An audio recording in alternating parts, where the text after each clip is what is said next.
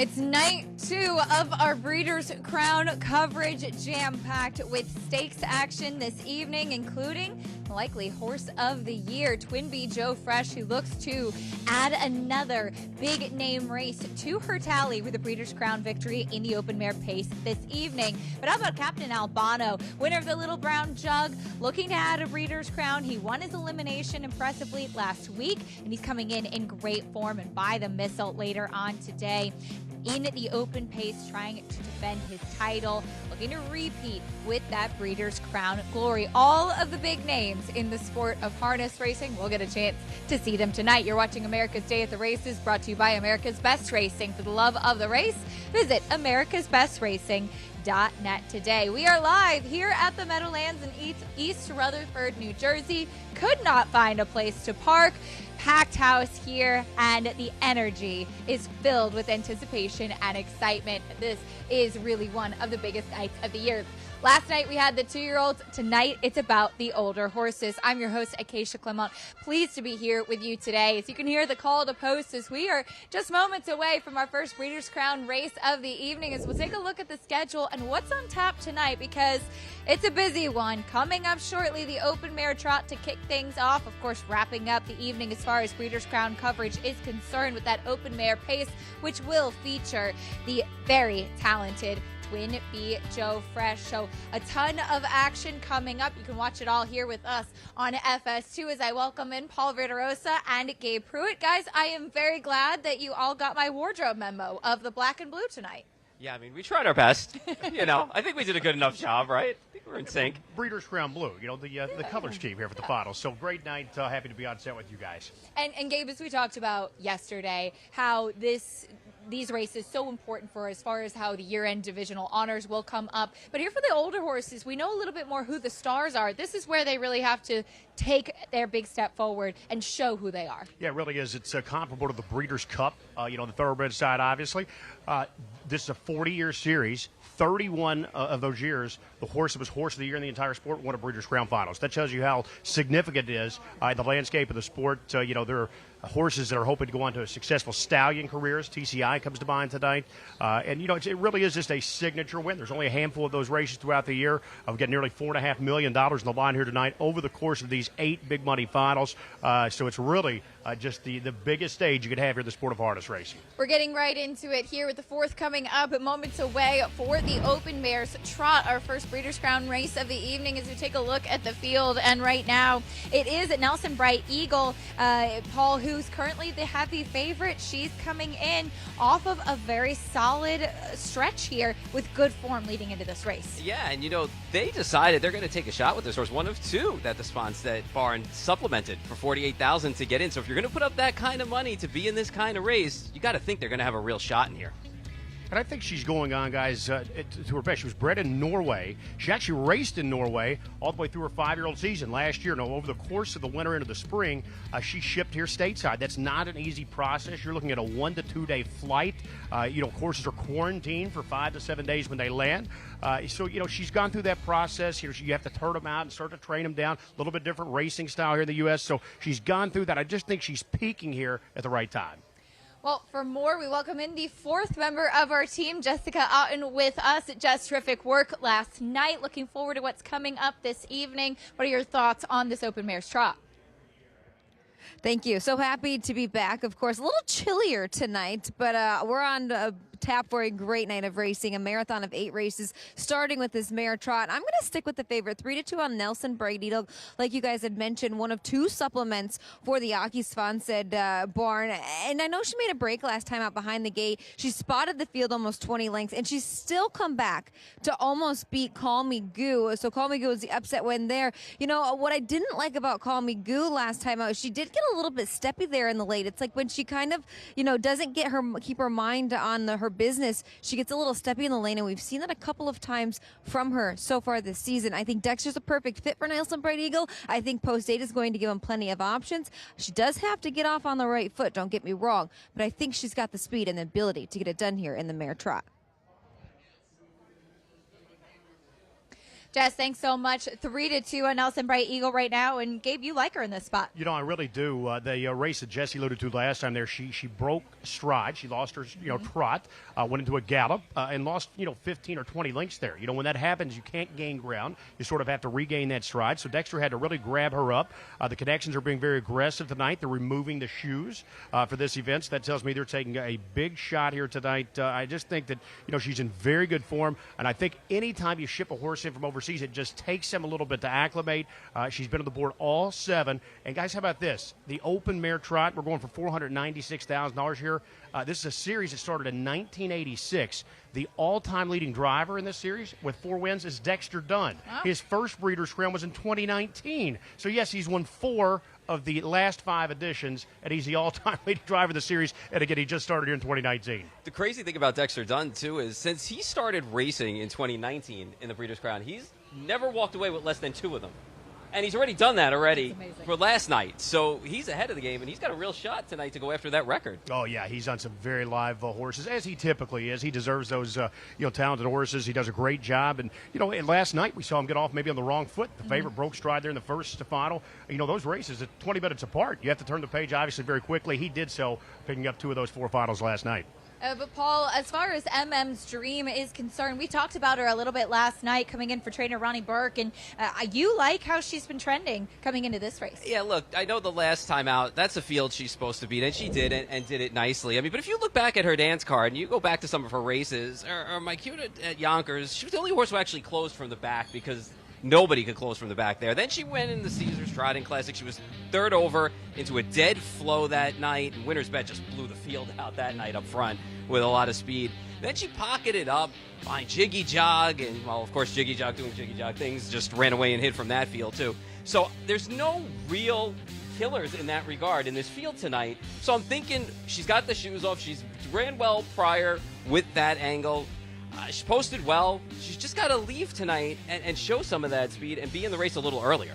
Yeah, I think so as well. Post 5 gives her plenty of options. And, she was a runner-up, keep in mind, in this event last year. Jiggy Jog, who, is the number 2 rated standardbred right now. Unfortunately, she just retired. She would obviously, have been in this event right here tonight. But she was the runner-up, beating just a half length to the 1-9 favorite Jiggy Jog. So she almost pulled off a minor upset last year. She's been on the sport's biggest stage here for quite some time, guys. Over $1.7 million for the 5-year-old daughter of Swan for All.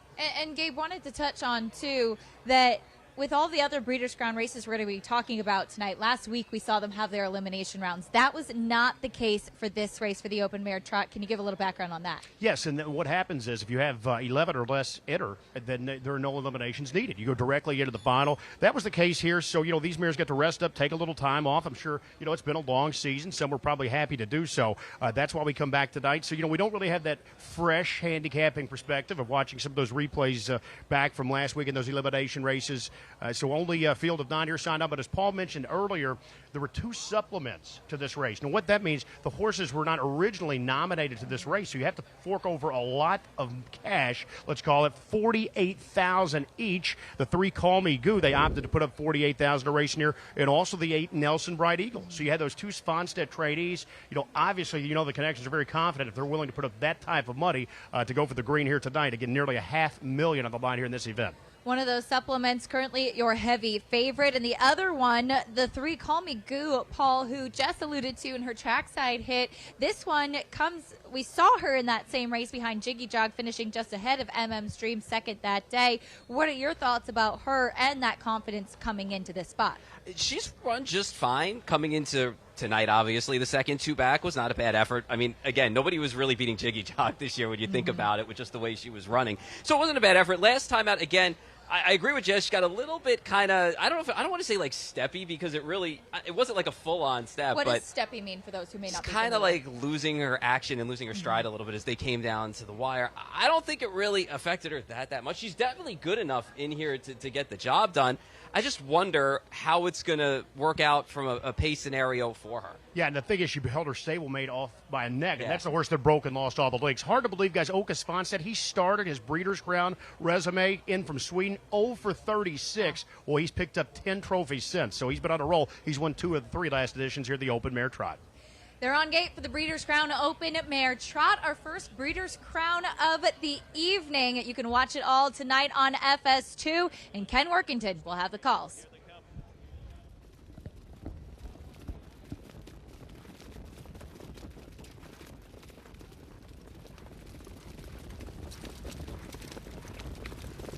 Off and trotting, Pioneer trying to blast off on the outside with Nelson Bright Eagle. There goes MM's Dream along with Refined alongside. And on the rail, Swan's Eye showing up there as a fan across the track. Swooping down is Pioneer. Long shot for T-Trick, takes the lead early. Refined on the inside second. Left out there 3 deep and driving is MM's Dream. In between them is Call Me Goo coming on. They're mixing it up early. As on the inside, Swan's Eye drops back. And now Nelson Bright Eagle advances into 5th on the outside past a contested opening quarter. War Xenia at the rear of the field with Bareness Hill and the early trailers Tactical Mounds. It was 27-4 as Call Me Goo wrestled control but gets intense pressure from MM's Dream on the outside, and they're going at it across the backstretch. Pioneer on the inside 3rd. Nelson Bright Eagle sits 2nd over on the outside 4th past the half. Refined is 5th. And getting underway on the outside 6th is War Xenia off the speed. She'll have to come 3 wide. Then Swan's Eye between horses. Then Bareness Hill to the outside as they tighten up. Tactical Mounds is trailing. The half was 55 seconds. Oki Svanstead and Call Me Goo in front. MM's Dream on the outside pressing. On the inside, Pioneer. 3 wide. Nelson Bright Eagle trying to reel in the stablemate. It's Call Me Goo by 2, going well at 3/4. Call Me Goo in 1. 22-3, 27-3, 3rd quarter stretch drive of the Breeders' Crown. Call Me Goo, 3 wide. Nelson Bright Eagle with big kick on the outside. Call Me Goo in front by 3, but under urging. Call Me Goo. Nelson Bright Eagle trying to reel her in. MM's Dream is 3rd, and then it's War Xenia down to the wire. Call Me Goo cannot be denied. Call Me Goo at 5-1. Call Me Goo, call her a Breeders' Crown champion. Then Nelson Bright Eagle, MM's Dream, and War Xenia. Call Me Goo, 150-4. A stakes record. There you go. Yeah. Stakes record for Call Me Goo. What a performance. And she was wrapped up at the end as well, Paul. A nice performance, train and drive by Oka Svanstead. Yeah, took no prisoners there, too. It was a little rough. A lot of action early on for our first race tonight. Got to the top, though, and it's funny how he looked over his shoulder in the lane and said, oh, wait, my horse is running 2nd. Everything seems to be all right now. Yeah, by the way, not only does he train both, he co-owns both. So it wasn't so bad when you saw one challenger and it ended up being the other horse in the barn. No question about that. She eclipses the 2019 stakes record of Manchego guys who trotted in 151. But big effort here from Call Me Goo. She took pressure throughout that mile. In the middle half here, the quarter was fairly reasonable, 27-4. They trotted a middle half in 54-4. She took all that pressure. So for her still to be fresher at the end and win this race pretty dominant fashion is very impressive. Yeah, and I thought Nelson Bright Eagle had that 2nd over trip, too, but it was just, we never saw a pylon between MM's Dream and Nelson Bright Eagle. So, I mean, I thought they both ran exceptional races to be 2nd and 3rd in here, but they just had no shot against this horse tonight. This was MM's nightmare scenario tonight for MM's Another bad trip for her, She was literally caught wide there, and just in an unwinnable situation. But as you said, to really stay out and finish 3rd, gutsy performance. I think what we didn't expect, though, was the 9 to fire out and actually make that happen, in front. Changed the complexion of the entire race. You had a 70-1 long shot there who crossed over. Actually, her early turn of foot was better than some of the favorites at this spot. When she took the lead, that forced some of the others into a tough and tricky spot a bit early, and that's what we had. Wild one here, guys, to start things off. By the way, I think that record for the Svanstead barn, not something we need to worry about anymore. Over 36 is a long time away, guys. That's in the rearview mirror. That will be the 11th Breeders' Crown Championship for Team Svanstead as they continue to tally up those trophies. He is a trotting master, and we see here why as he goes 1-2. Call Me Goo here at 5-1. Nice price. Nice performance from Call Me Goo, coming in off a little bit of a freshening and a stakes record at that. Oka Svanstead 1-2 in the Breeders' Crown Open Mares Trot. What a way to kick off Breeders' Crown night, by the way, with a stakes record. It's a good way to set the bar. Plenty of action. They're 3 wide to the quarter. This was Paul. The gloves were off early here. Yeah, I know. And when you look at it too, sometimes you you see these races and you want them to get their best position early, but they're not going to rough themselves up early in order to, waste themselves late in the mile. But they went at it from start to finish in here. So it's a good start to the night. A lot of good action. Absolutely. Call Me Goo with the win here.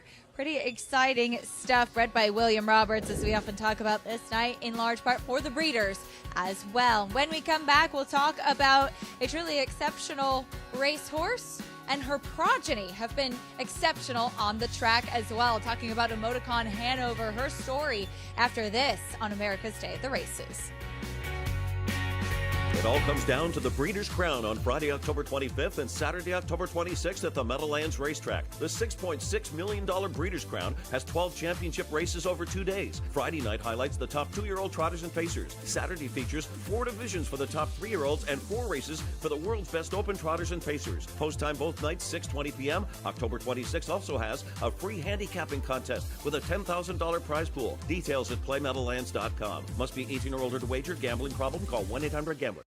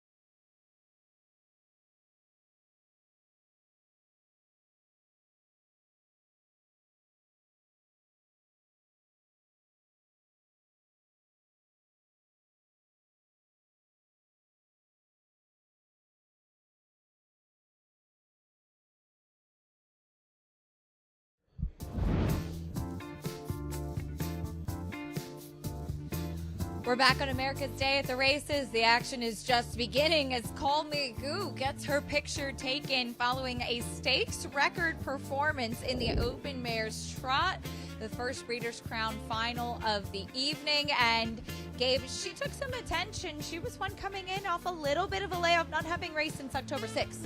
Yeah, and we talked about, they didn't put that 48,000 up for nothing for both of these horses. They ended up finishing 1-2, so it was a good move. I just thought that middle half, 54-4, she had been used so hard there. I thought Nelson Bright Eagle, even though she was on the outside, she got to draft, she got to follow cover. So, she got, covered up for a long time. I thought when she tipped 3 wide, that Call Me Goo might come back to her a little bit off those stiff fractions, but that was just not the case. This is a mare that was strong through the finish, and a nice mutual here, guys, because I think we would have all said before the race, those look like the logical 3 horses, but you get a nice overlay here on Call Me Goo, 5-1. $12 winner, nothing wrong with that. Not at all. Listen, if you can start your night with a 5-1 shot, you're having a good night already. Absolutely. 3-8-5 in race 4, the Breeders' Crown Open Mares Final, as we'll take a look at the field for race 5. The 3-year-old filly's trot coming up next. Here's a look at the field as of now. Drawn impression. No surprise, Gabe, a horse that's been in very good form. But for more back on Call Me Goo, let's head down to Jessica in the winner's circle. Thank you, Acacia. I'm happy Connections of Call Me Goo. Just talk about this filly in the course of her career. She's just gotten stronger and stronger. She's been unbelievable. She's had a lot of talent since day one. She was just so much more talented than the horses she was racing against early. We didn't have to go so much. She always felt like she had a lot of speed, but she never got to show it until she got out on the Grand Circuit, and she's just exceeded our expectations 1,000,000%. I think people kind of thought of her as the underdog coming into the season. She went up to Canada. She won the Armbro flight. She's had tons of talent, maybe a couple of unlucky trips this season, but you guys have put up the money because you believed in her from day one. We did. It was always our intention to supplement into Breeders' Crown, and it worked out. Congratulations. Go enjoy it. Thank you so much. Call Me Goo wins the Mare Open Trot Breeders' Crown Final. Back to you guys. A good way to start off the evening. Just thank you, Call Me Goo, with the victory, and we'll see what the future does hold for her. But now a Breeders' Crown winner. As we mentioned, coming up, though, in the next race, the 3-year-old filly's Trot, Drawn Impression out of Emoticon Hanover. Gabe, we got a chance to see her sibling race yesterday as Emoticon Hanover, herself a 2-time Breeders' Crown victor, and has been a tremendous broodmare as of yet. She really has. Double millionaire. You're going to see this performance right here with Emoticon Hanover rolling by in the late stages. That's Dan Dubé in the bike there in 2018 at Pocono. That was a wet and nasty night, by the way, guys. This one, much better we have at the Breeders' Crown Finals here. But, yeah, you know, a lot of times, I think on the thoroughbred side or the harness side, you don't always see that type of speed and talent passed along the offspring, but there is no problem here with the Emoticon Hanover, as she's been as good of a broodmare as she was a racehorse, and she was a world champion again that made over $2 million. Yeah, and you'd love to see that, right? Because you like to see it passed down from generation to generation, and we're seeing that now with her prodigy. And I just think that it is great, you know, because you don't get that often, you know, so it's nice to see it when it happens. And her driver knows her quite well. He caught up earlier with Jess. Thanks, guys. I have driver Louis Waugh. Louis, a couple of upcoming drives on tonight's card, but I want to start with Drawn Impression. She's had a very good career, very good season. What were your impressions on her elimination? She's coming into that race at her peak. I would say she stayed very good-looking, healthy-looking all season long. So if you compare from year to year, I feel like she's stronger this year in that way. So we're kind of happy with the way she's coming in the race. But it's Breeders' Crown, and in Breeders' Crown, all the best of the best are in the race. So there's no sure winner, but I think she has a shot there. Talk about that elimination race. You kind of had to use her twice, but she was pretty strong near the wire. Yeah, exactly. I had to use her a little more than I thought going at. I kind of put myself in the position that I had pretty much no choice to remove if I didn't want to have to come along first up. But I was hoping we would hit the half a little slower, I would say. But then after when she followed Dexter and down the lane, she showed that she's a winner. You know, she wants to do it. So she showed she had a big heart there and make it work. Good draw tonight. How do you feel coming into the race?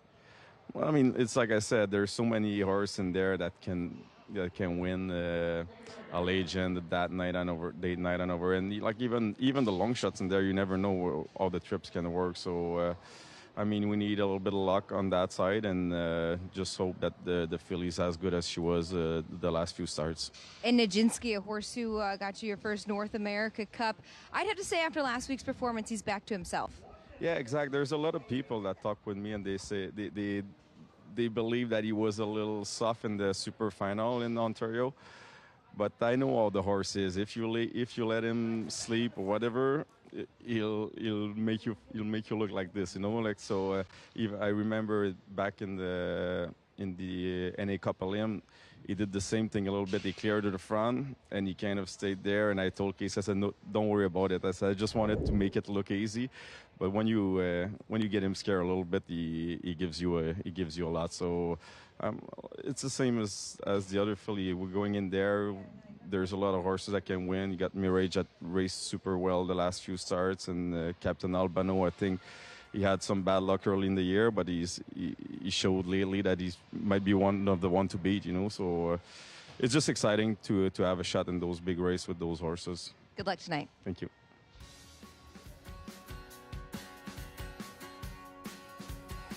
Good to hear from driver Louis Roy as we'll get a chance to see him aboard the current favorite Trot Impression, or I should say behind, in the bike Breeders' Crown 3-year-old filly Trot final. Coming up next, stay with us as live coverage of the Breeders' Crown continues here live from the Meadowlands. Algarage Farms, more than 3 decades of trendsetting and modern trotting. The birthplace of millionaires Fern, Muscles Marinara, Whiskey Tax, and Dewey Color in the Line. Algarage Farms is home to broodmares such as Ice Attraction, Lucky Ava, Non-Stick, and 7 Times a Lady. Check out their lineup of 21 yearlings by sires such as Muscle Hill, Walner, Chimpanzee, Chapter 7, and the first crop of Captain Corey's selling this fall in Lexington. Find them online at algaragefarm.com or on Facebook. Horse racing? Check. Weekly promotions? Got 'em. Huge payouts? You bet. With Naira Bets. Download the app today and bet on any track, anywhere, anytime with live HD horse races, betting tips and tutorials, expert picks, and more. You bet with Naira Bets. Join now for a new member bonus at nairabets.com.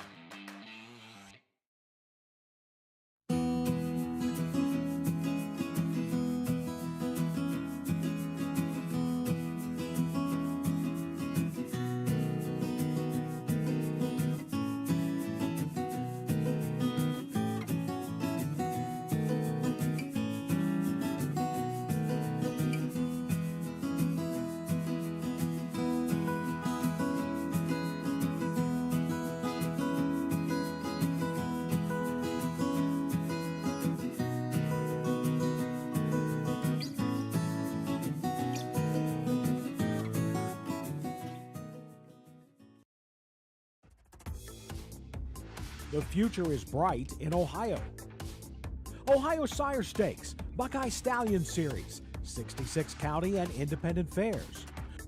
Whether it's the Ohio Sire Stakes, the Buckeye Stallion Series, or the county fairs, Ohio has a place for your racehorse. This year, Ohio breds are racing for nearly $23 million in stakes purses. Be part of the winning. Breed, buy, race, win in Ohio.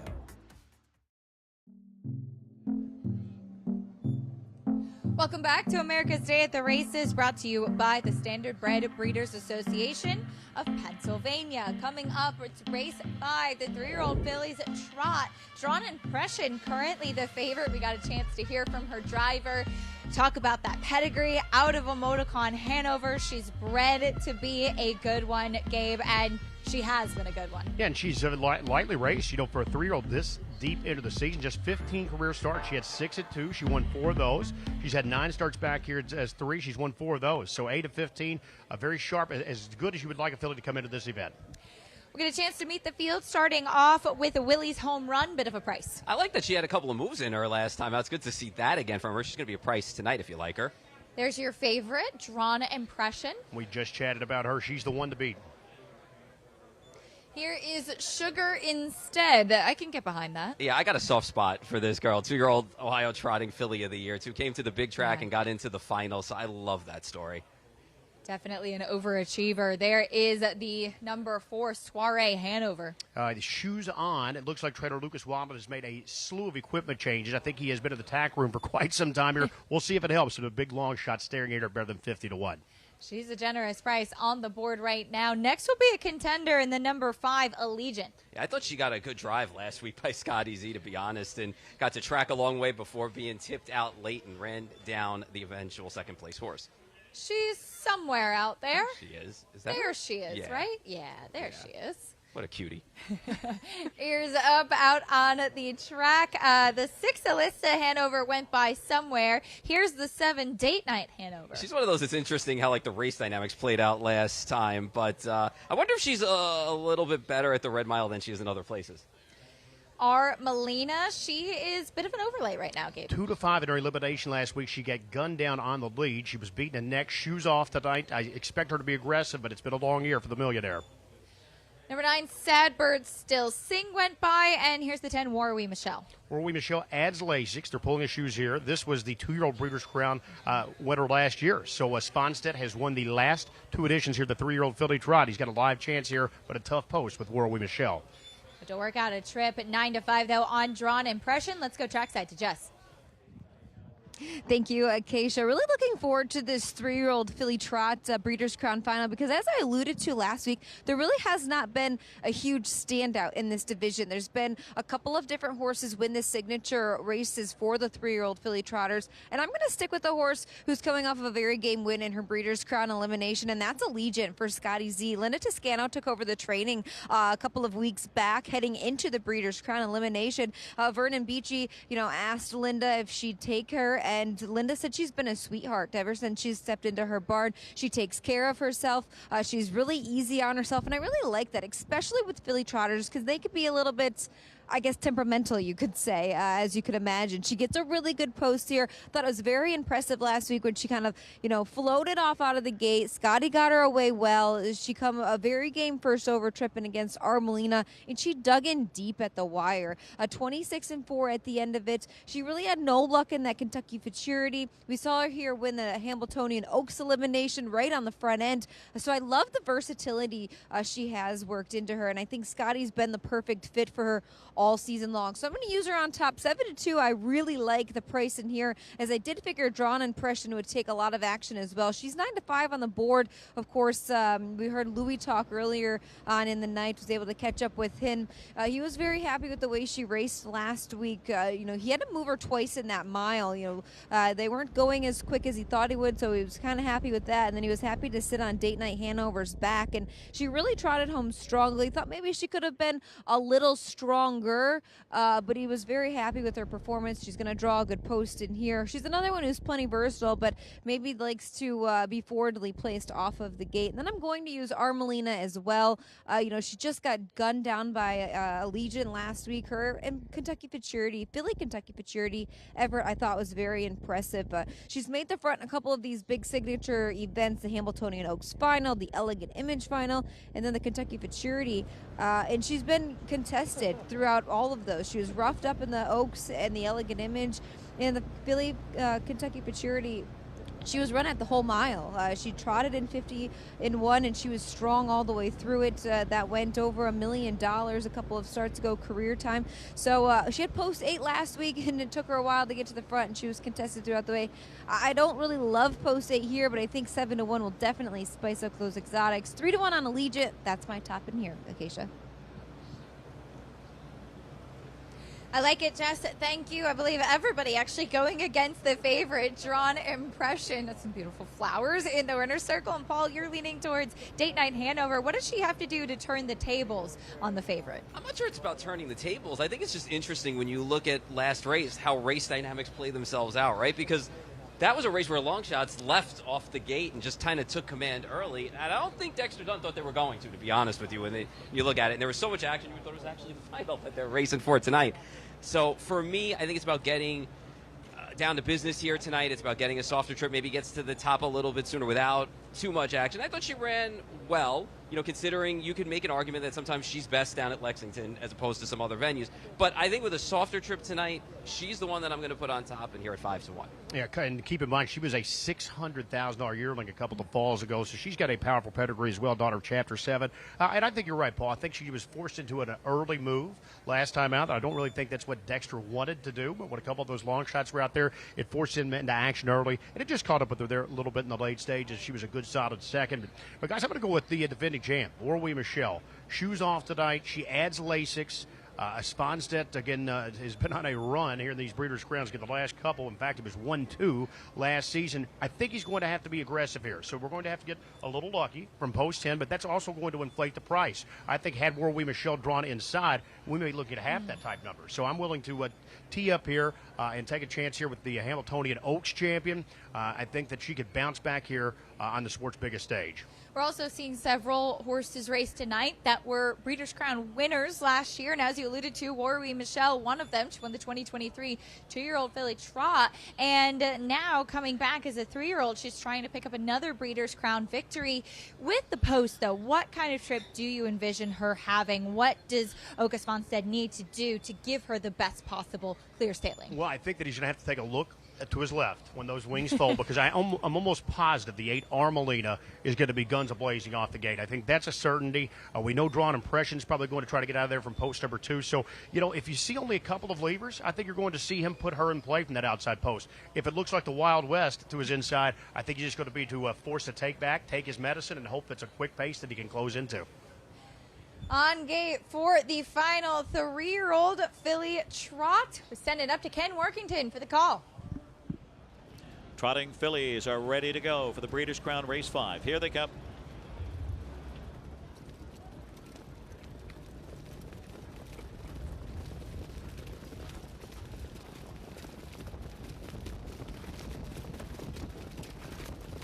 And the fillies are off and trotting. Armelina is leaving with Date Night Hanover. And there goes Allegiant with speed. And Scott Ciron zips right out there with Willie's Home Run showing up on the inside second.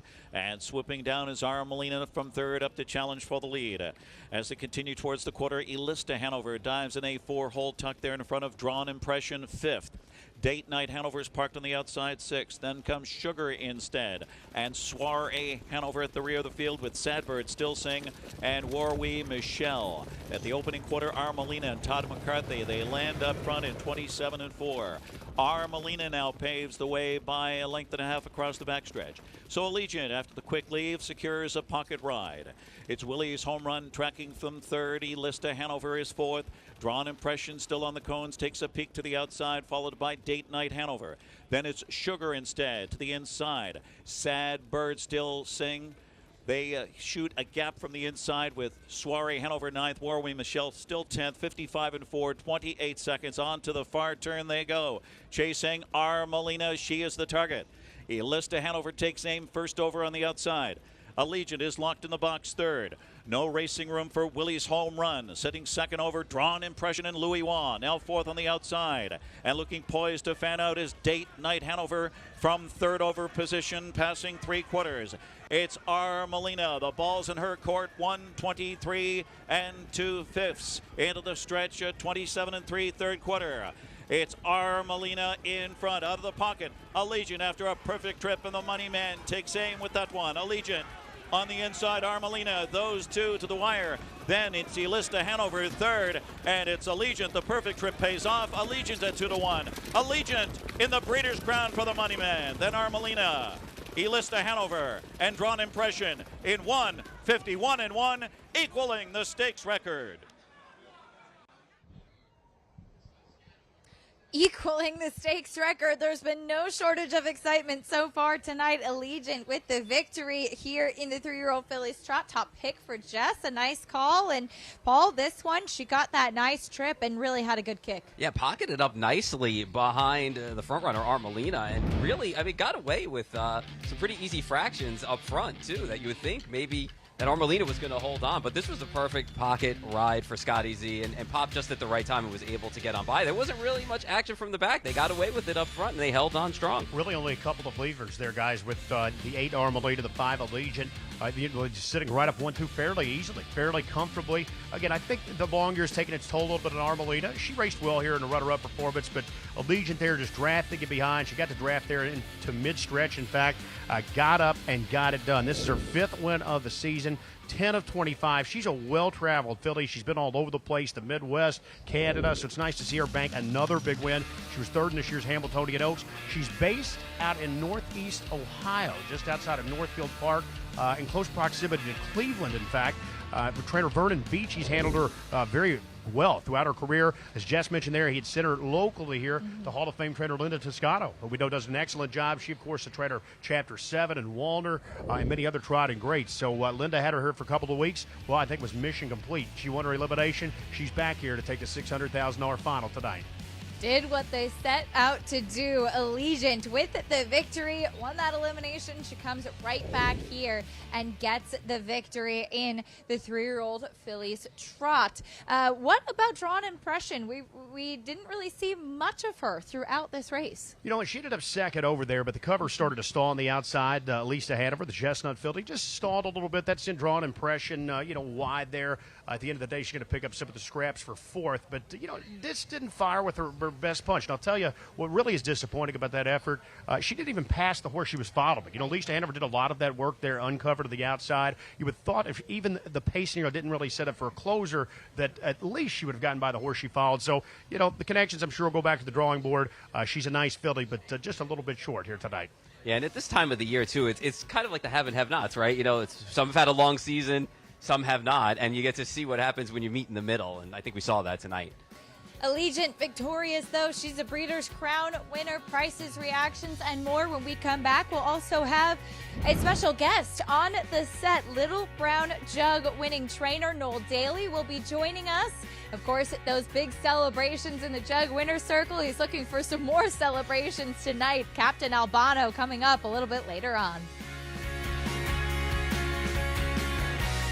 My grandfather instilled in me that there's no such thing as luck. He said luck is where hard work meets opportunity.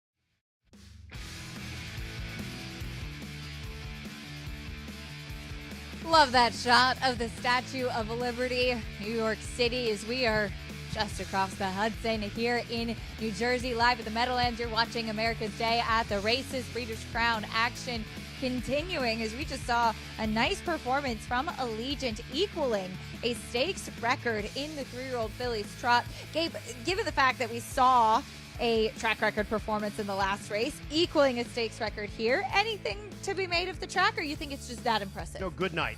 Fast track. I think the conditions are right. A lot of times over the years of the Breeders' Crowns, we've seen, some unfortunate weather. We've got, it's a little chilly, but I think the conditions are ideal. That puts her in rare air with that equaling record there. She equals Jiggy Jog 151-1. So really a nice area that she moves into with that convincing win. That's a great name to be associated with if you can get there. So this was definitely one of her better efforts, because we talk about how pace makes the race sometimes, and she didn't have to come from 3-4 lengths out of it tonight. The pace was pretty easy, was able to pocket up and find a good spot. You know, and even Scott had to be quite surprised at how easily this race set up. This was a dream scenario.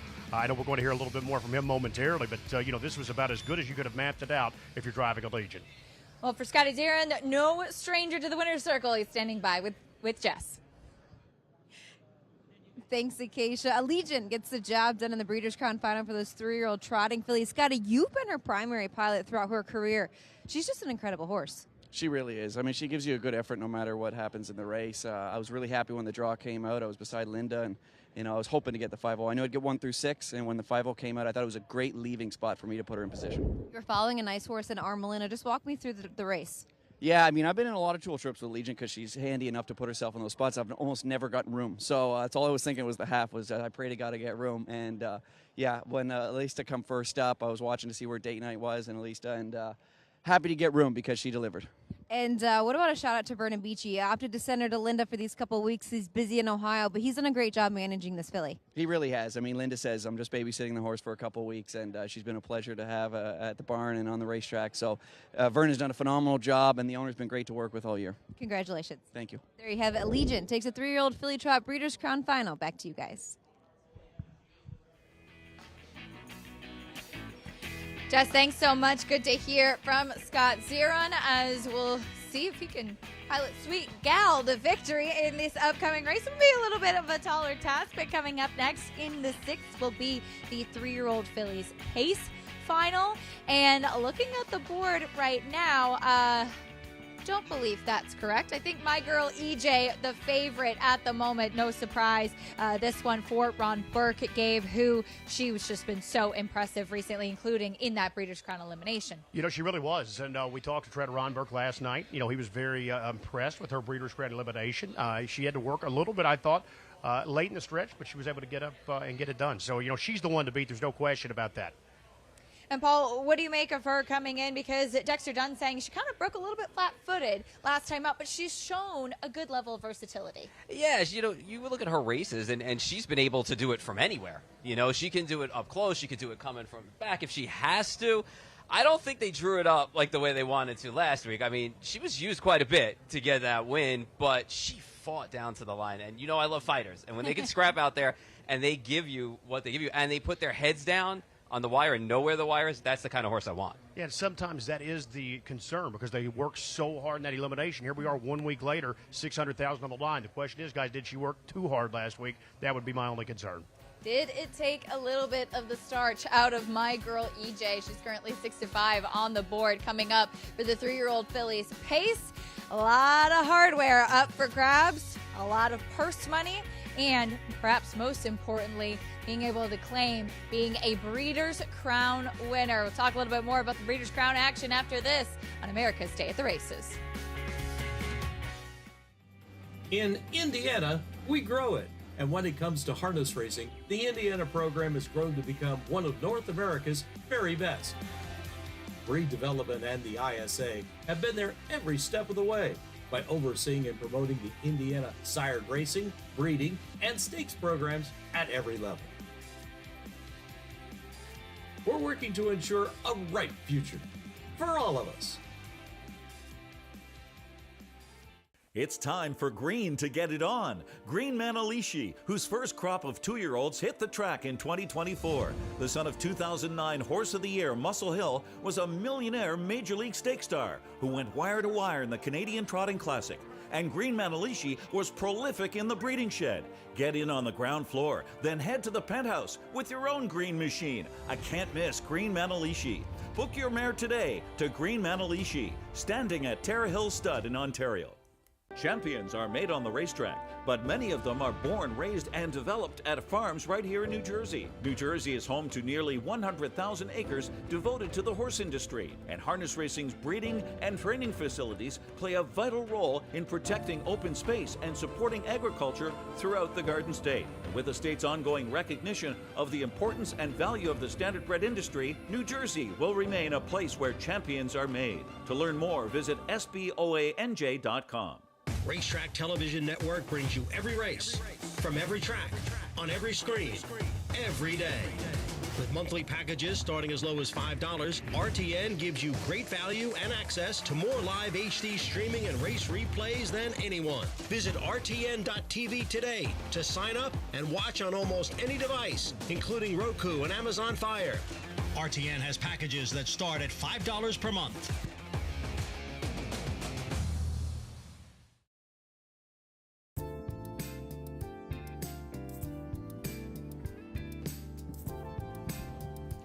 You're watching America's Day at the Races, brought to you in part by Naira Bets. You can bet any track, anywhere, anytime. Get started at nairabets.com or download the app today. We're live here at the Meadowlands. Breeders' Crown coverage continuing. Here are the odds for race 6. This 3-year-old filly's pace. My Girl EJ currently 7-5. Now, we talked a little bit about, did that elimination take some of the starch out of her, Paul? But she is a horse that we saw last year this weekend winning the 2-year-old filly pace. And so she's a previous Breeders' Crown winner trying to come back and do it again at 3. Yeah, she's got that experience, which you love to see. And what you love to see, too, is them carry that form into the next year, because it's hard enough to do it race to race, let alone month to month and year to year. And when you take a look at this list, you have some dynamite horses on this list, and My Girl EJ is right at the top of them. Yeah, no question. Warway Michelle we saw in defeat, so that's one that's not going to repeat back. But My Girl EJ, obviously well spotted. Jim Quality, guys, we'll see him a little later in that 3-year-old colt pace. He was very good last week. In fact, you'll see My Girl EJ. We're going to take a look back at her elimination from last week.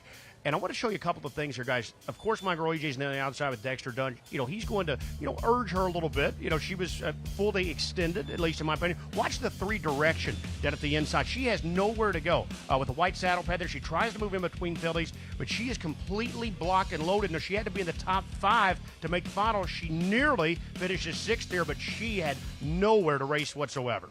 Yeah, and you talk about how, trip plays into your handicapping. That's a trip that you want to take a look at again and may want to use this horse tonight. And Gabe, for any type of racing that you're watching, whether it's on the thoroughbred side or the standardbreds, we always talk about the importance of watching replays if you can, looking back on those trips. And I think especially with standardbreds, it's so important to look at those trips. Yeah, I think it's a little bit more of a trip-dependent sport, Keisha, on the standardbred side, I think as well. But I always would recommend anyone, that's your absolute best handicapping tool that you're going to have, is the trip handicapping. And on the standardbred side, it means so much because these horses, they all race a mile week in and week out. But, depending on that trip, it can be a lot more laborious or a lot more intense than other weeks. We just saw Legion have maybe the easiest trip you could possibly have. She got away second. She got to draft along there and get out late. Those type of trips don't happen too often. Usually you're going to have to do a lot more work. Yeah, one could argue, if she had gotten through in there, she could have won that race.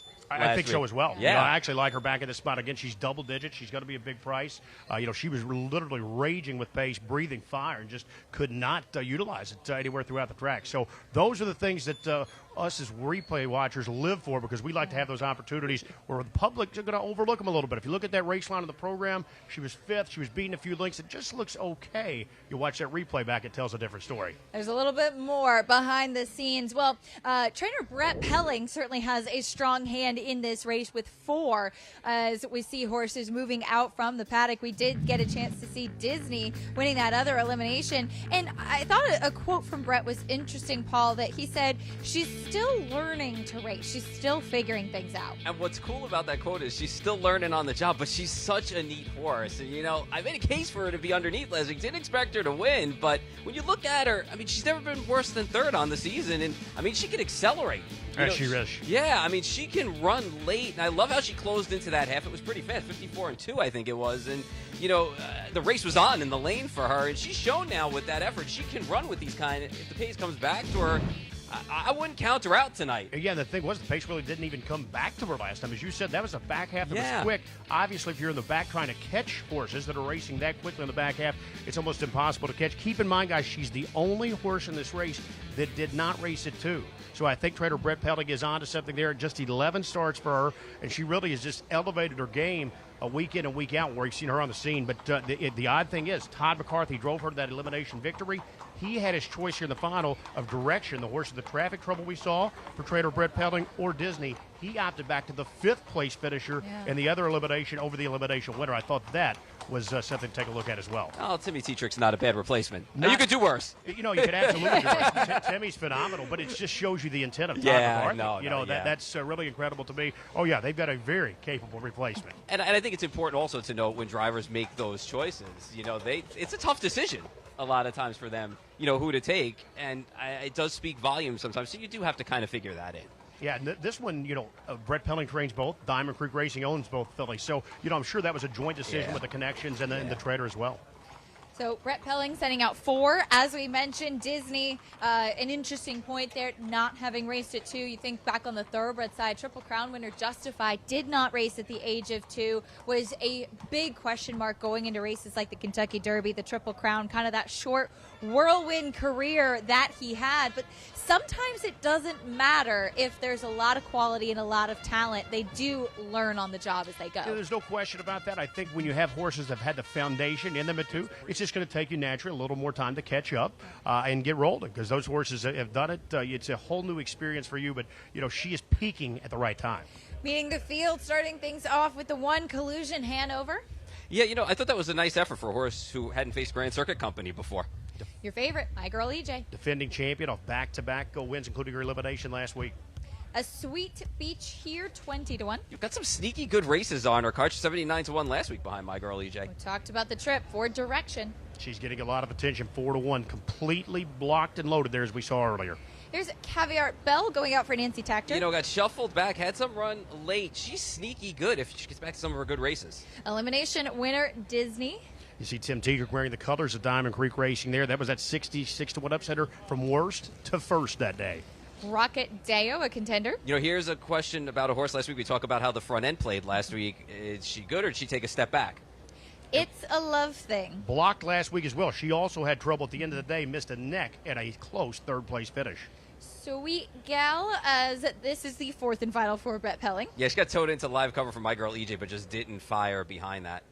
And Terrific finished 2nd in that elimination behind Disney. And what a gutsy mile there.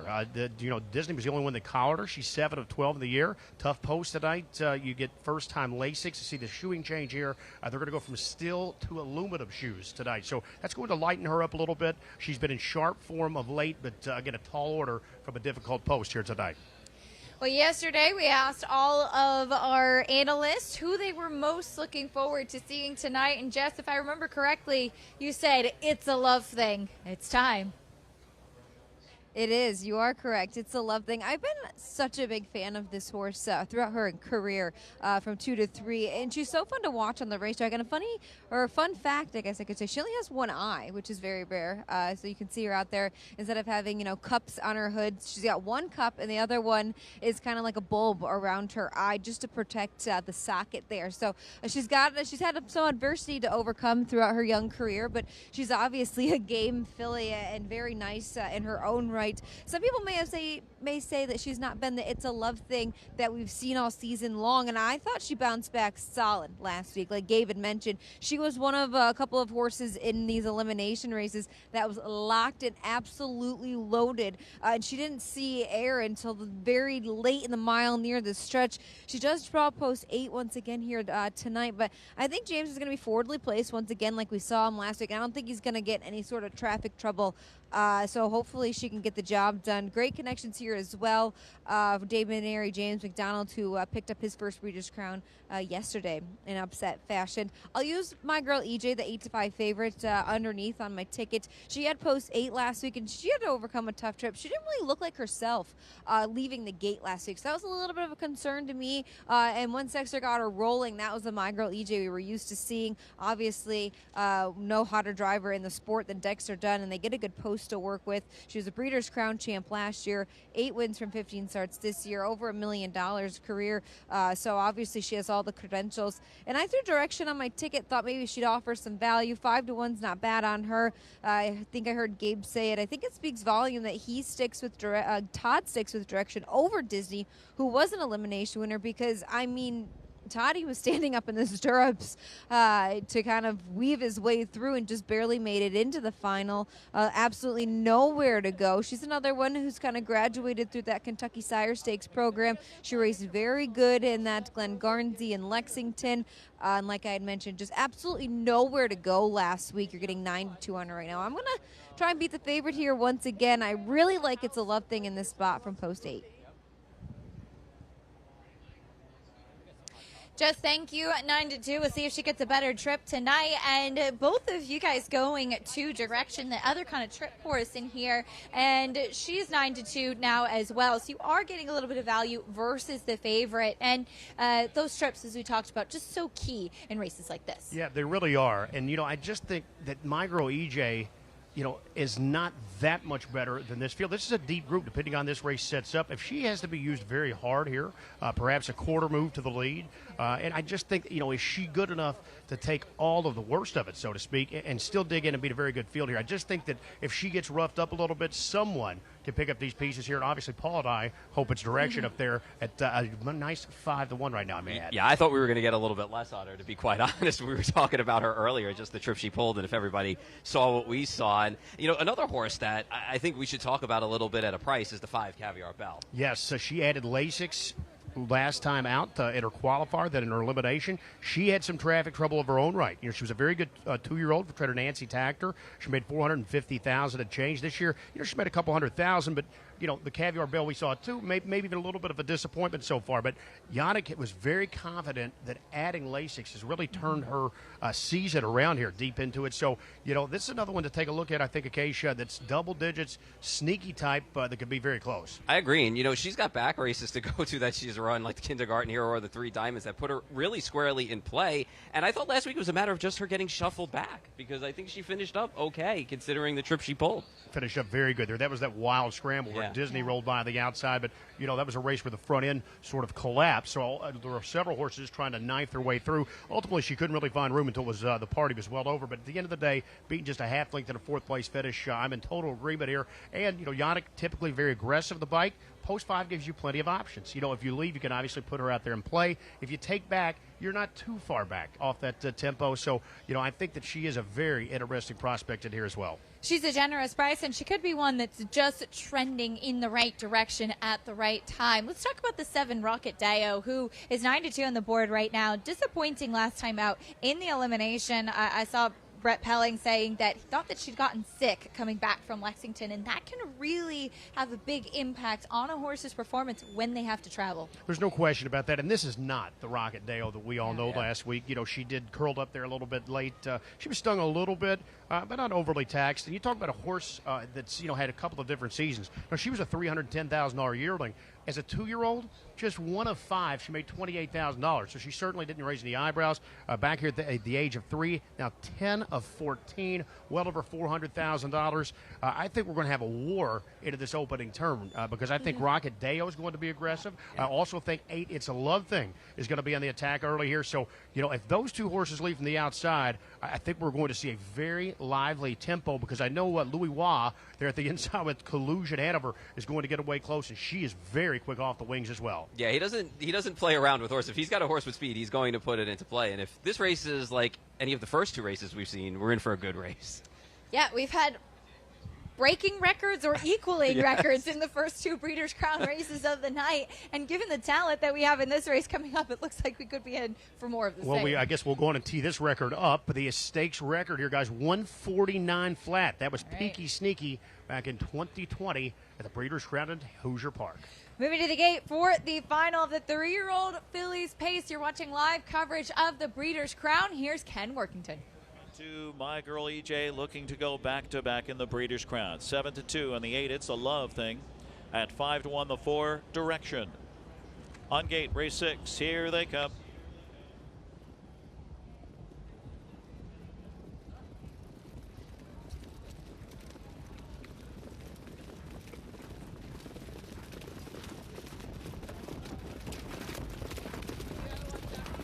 And they're off. Rocket Deo. It's a love thing from the far outside. Terrific with early speed. Direction is put in play in between horses. With Collusion, Hanover, and My Girl EJ, they stack up 5-4 deep around that first turn. It's Direction and Todd McCarthy pressing on as they head the opening quarter. That's Terrific going for the lead now. So Collusion, Hanover settles in third, now fourth. Going by her is My Girl EJ as they pass the opening quarter. It's a Love Thing is fifth past the opening quarter, followed by Rocket Deo, and a Sweet Beach here is next, followed by Caviar Bell at the rear of the field, and Disney is next to last. Early trailer, Sweet Gal. That first quarter was up in 27 2/5. Direction leads the way across the backstretch. Early pressure from My Girl EJ on the outside, trying to go right by with Dexter Dunn and takes charge. Terrific is right there, third off the speed. It's a Love Thing, fourth on the outside and inching closer. Collusion, Hanover is fifth. That's Rocket Deo on the outside, sixth. A Sweet Beach here is seventh on the outside, followed by Caviar Bell. Sweet Gal saving ground, and Disney is the trailer, 55-1. They're midway on the final turn. My Girl EJ in front. Direction on the inside second. It's a Love Thing grinds it first over on the outside. Terrific with no racing room, and fanning out three deep now is Rocket Deo. She is tracked by a Sweet Beach here. They're chasing My Girl EJ, the favorite. 122 and 227 and 1 speed. My Girl EJ has 2 lengths in front. My Girl EJ. Terrific is closing on the inside, looking for the upset, and Direction is third. My Girl EJ doing enough. My Girl EJ needs the line. My Girl EJ goes back to back in the Breeders' Crown. Then Terrific. Then Direction. Then It's a Love Thing. 149 and 3.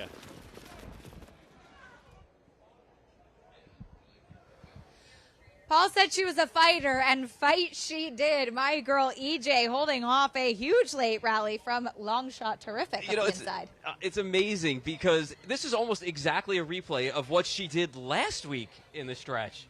Yeah, it was really amazing, guys, because this was just a gutsy performance. You know, when she had to make that middle move to take up the lead, you know, that took a lot of the starch out of her. You know, and then to face some pressure there on the outside from It's a Love Thing. You've got a fresh horse on your back in Direction. Terrific, raced terrific. She was up the inside there at first time Lasix.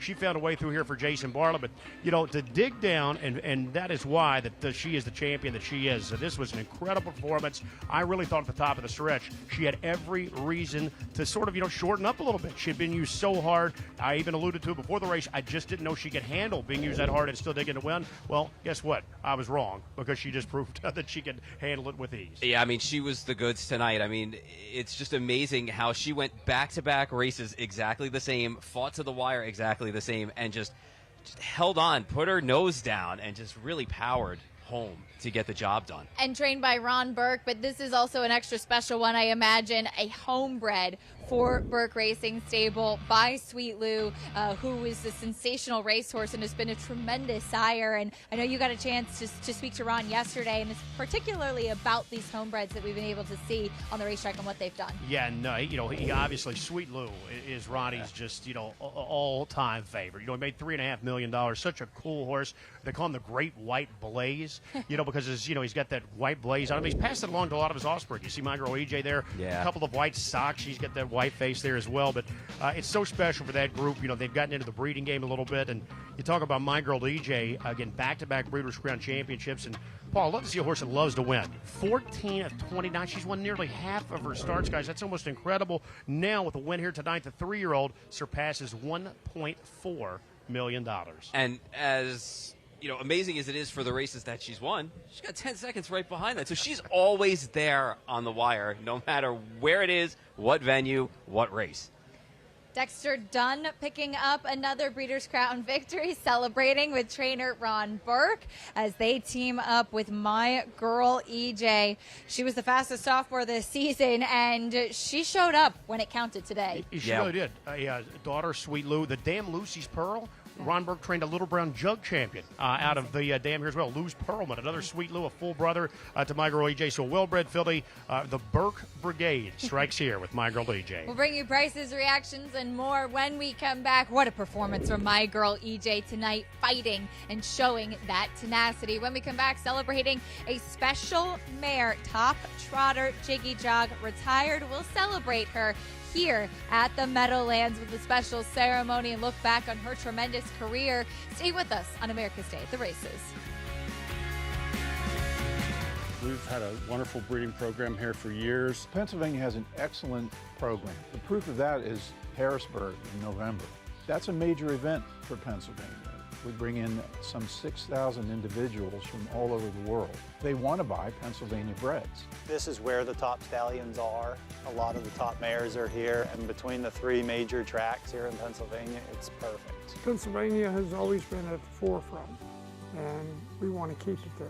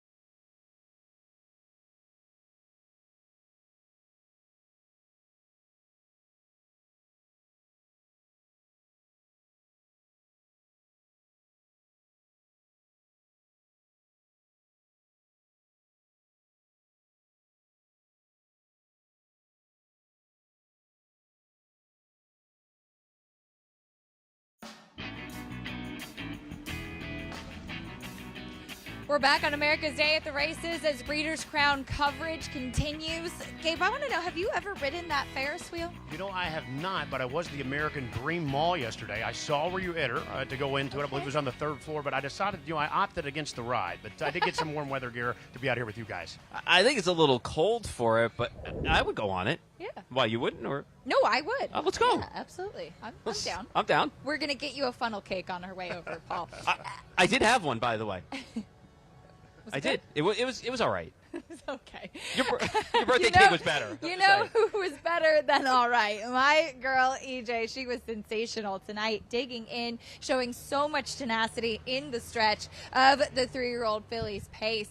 There she is in the winner's circle. Great to see this filly that just really loves to win, doing it again. And she delivers as the favorite over long shot. Terrific.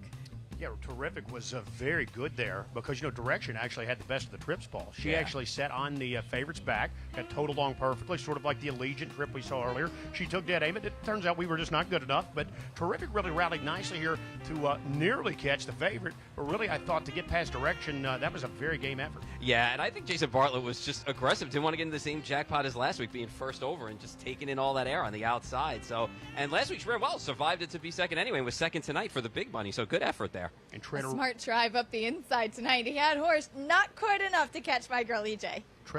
trainer Ron Burke, the second leading Breeders' Crown winning trainer of all time, guys. This is his 22nd final. This is his fourth here in the 3-year-old filly pace. Oddly enough, Dexter Dunn, who seems to have won every other division, it's his first in the 3-year-old filly pace. Well, he's got one now, and he's standing by with Jess. Thank you, Acacia. My girl EJ gets the job done in the 3-year-old filly pace Breeders' Crown final. Winning driver Dexter Dunn. Dexter, what a gritty filly she is. Yeah, Jess, I just can't say enough about how tough she is. She's so game. It was a really gutsy effort by her tonight. Would walk me through that performance in the mile there. Obviously, you had someone coming first over. You had to make a move. You had a horse coming up to your inside. She just wanted to win. Exactly right. We had a good barrier draw. We got away handy enough. Toddy sort of stretched me enough to get my gill going when I cleared, and she was rolling pretty strong around that turn. And like you said, she had a horse on the outside coming at her and a horse on the inside, but she really just knuckled down and fought them off. She's just so game. Congratulations on that one. Plenty more races to come up, but we're going to retire a horse here in a couple of minutes by the name of Jiggy Jog. You've had the opportunity to sit behind her over the course of the last couple of years. What has she been like to you? Yeah, I mean, it's sad that her career got cut short, but at the same time, so lucky to be involved with her. She's just been amazing what she did the last few years, and for me as a driver to get to sit behind her every week at the races is a dream, really. She was just so perfectly, gated and attitude and such a high-speed horse. So, it was a lot of fun with her for sure. What was her biggest attribute on the track? Probably her speed and her intelligence. She set off the pace quite often in her races, and could round them up with her turn of foot once she moved her. So, she was just a unbelievably fast and tough horse. Congratulations. Go enjoy it. Yeah, thank you, Jess. There you have it. My girl EJ takes the Breeders' Crown final for the 3-year-old pacing fillies, and Dexter reflects on Jiggy Jog.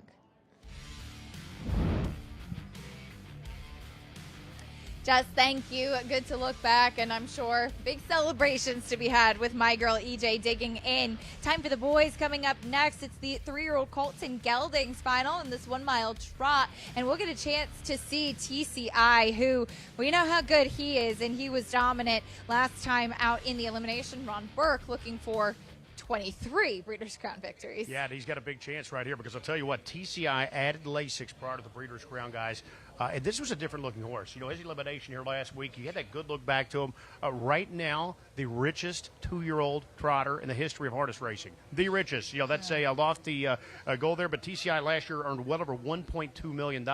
He actually out-earned Carl at his 2-year-old season as well. They were 1-1 heads up last year. But he hasn't had, this year he hasn't been maybe at his very best. So I think it was great to see him bounce back there. And I know Ron Burke was very convinced that the Lasix was sort of maybe what he was missing there to get him back on the right track.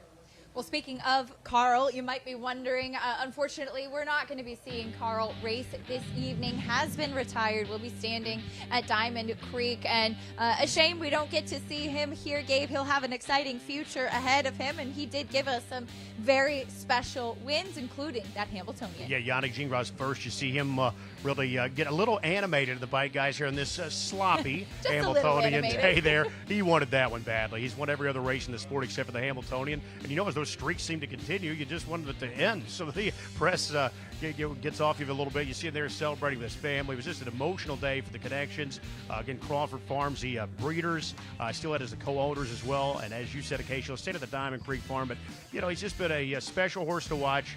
He earned over $1 million at 2. He came back and obviously didn't even make it here to the Breeders' Crown final tonight, but he earned over $1 million.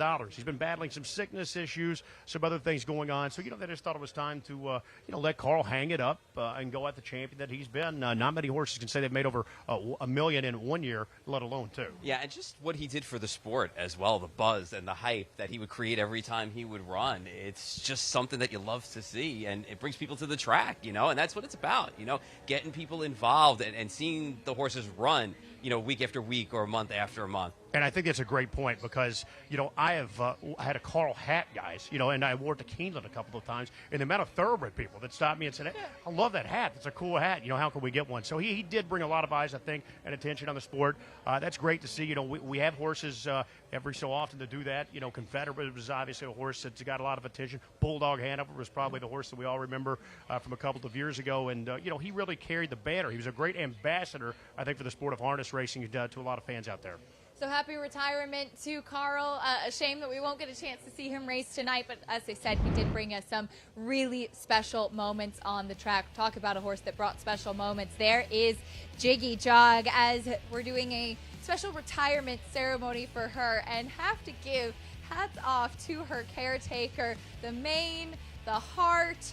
I mean, she is just well turned out tonight for this special moment, Paul. Yeah, I mean, she looks great out on track, and I mean, you just can't argue with her record. I mean, look at that, 34 out of 41, being in the top 2, and she's going to end up retiring as the 9th richest trotting mare in history as well, over $3.1 million, and just all the stakes races she won. I mean, you can talk about any one of them and just say that they were dynamite, good efforts, solid efforts all the time. Yeah, 16 stakes wins and 2 Breeders' Crowns. And by the way, had she made it until tonight, she would have been about 1 to 5 to pick up a third trophy. So, she was campaigned, bred in Sweden, but she was campaigned throughout her career by Åke Svanstedt. They did a tremendous job. Those 24 out of 41 career wins. And, she's 6 for 6 this year. She was undefeated. They raced her at Dayton on September the 28th in that Dayton Distaff.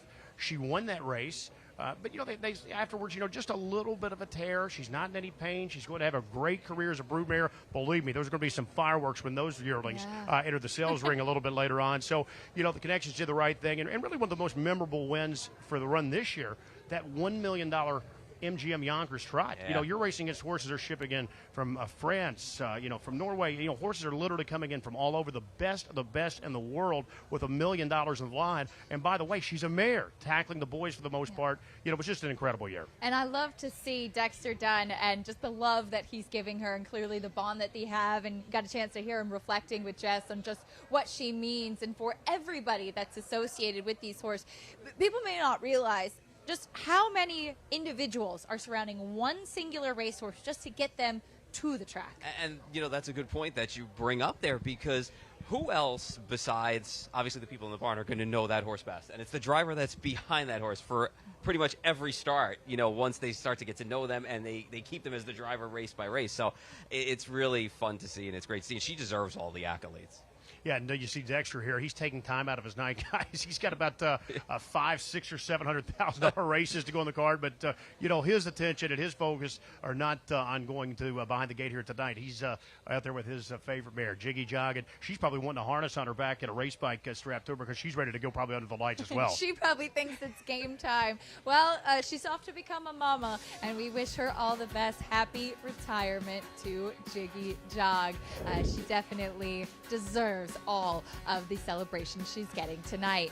There is TCI, though, as he is the favorite coming up in the 3-year-old Colts Trot Final. He has been good. We know what he did as a 2-year-old. He's looking for a Breeders' Crown victory as a 3-year-old. We are athletes. We are drivers. We are caretakers. We are owners. We are trainers. We are fans. We are harness racing. Horse racing? Check. Weekly promotions? Got 'em. Huge payouts? You bet. With Naira Bets. Download the app today and bet on any track, anywhere, anytime, with live HD horse races, betting tips and tutorials, expert picks, and more. You bet with Naira Bets. Join now for a new member bonus at NairaBets.com. Algarage Farms, more than 3 decades of trendsetting and modern trotting. The birthplace of millionaires Fern, Muscles Marinara, Whiskey Tax, and Dewey Color in the Line. Algarage Farms is home to broodmares such as Ice Attraction, Lucky Ava, Non-Stick, and 7 Times a Lady. Check out their lineup of 21 yearlings by sires such as Muscle Hill, Walner, Chimpanzee, Chapter 7, and the first crop of Captain Corey's selling this fall in Lexington. Find them online at algaragefarm.com or on Facebook.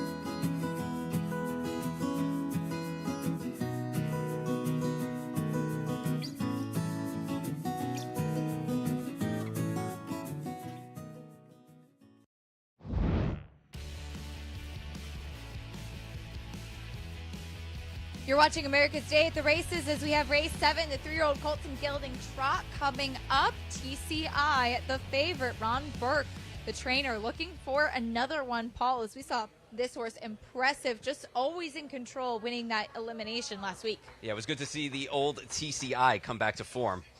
Let's meet the rest of the field, starting off with Private Access. Just one win in 24, but does have a few solid tries among those losses this year. 11-1 right now on the board as he is going to try to take a step forward in this spot. Next will be the 2, Daiquiri Hanover.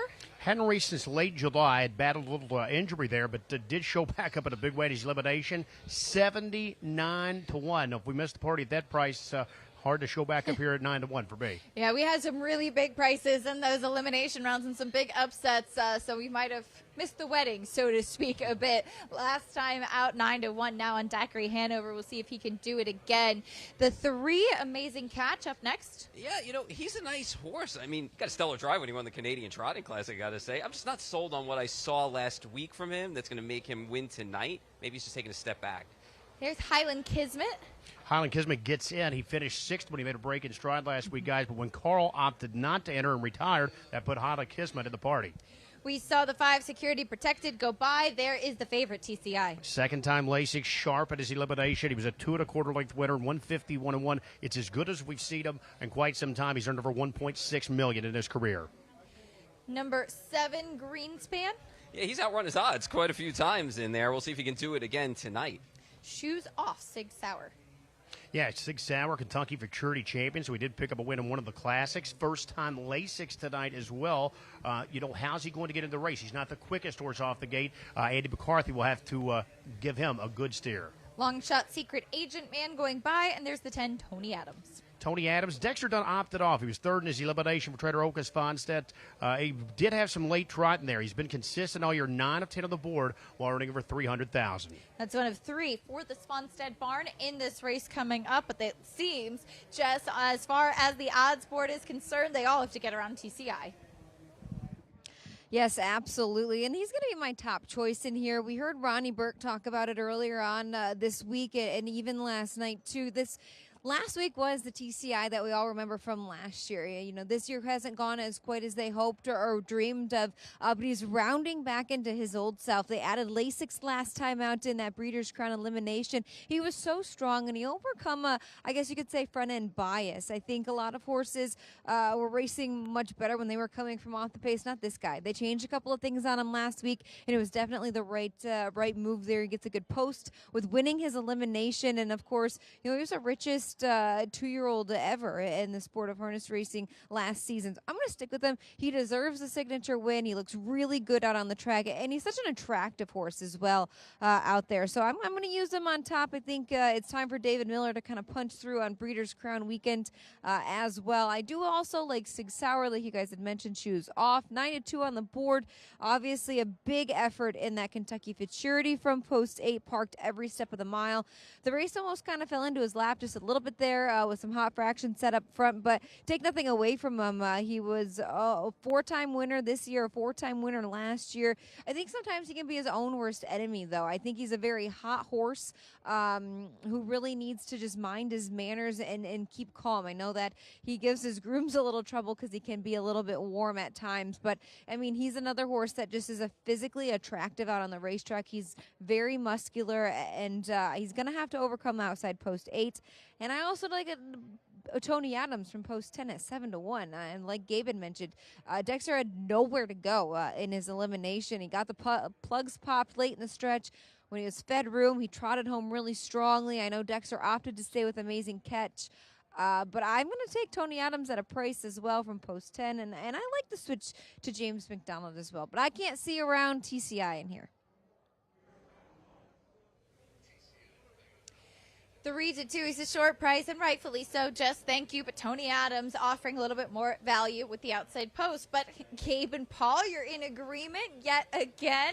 4s are wild. Highland Kismet. Let's hear it. Yeah, it was an interesting start for this guy last time. He was a very game runner-up in the Hambletonian.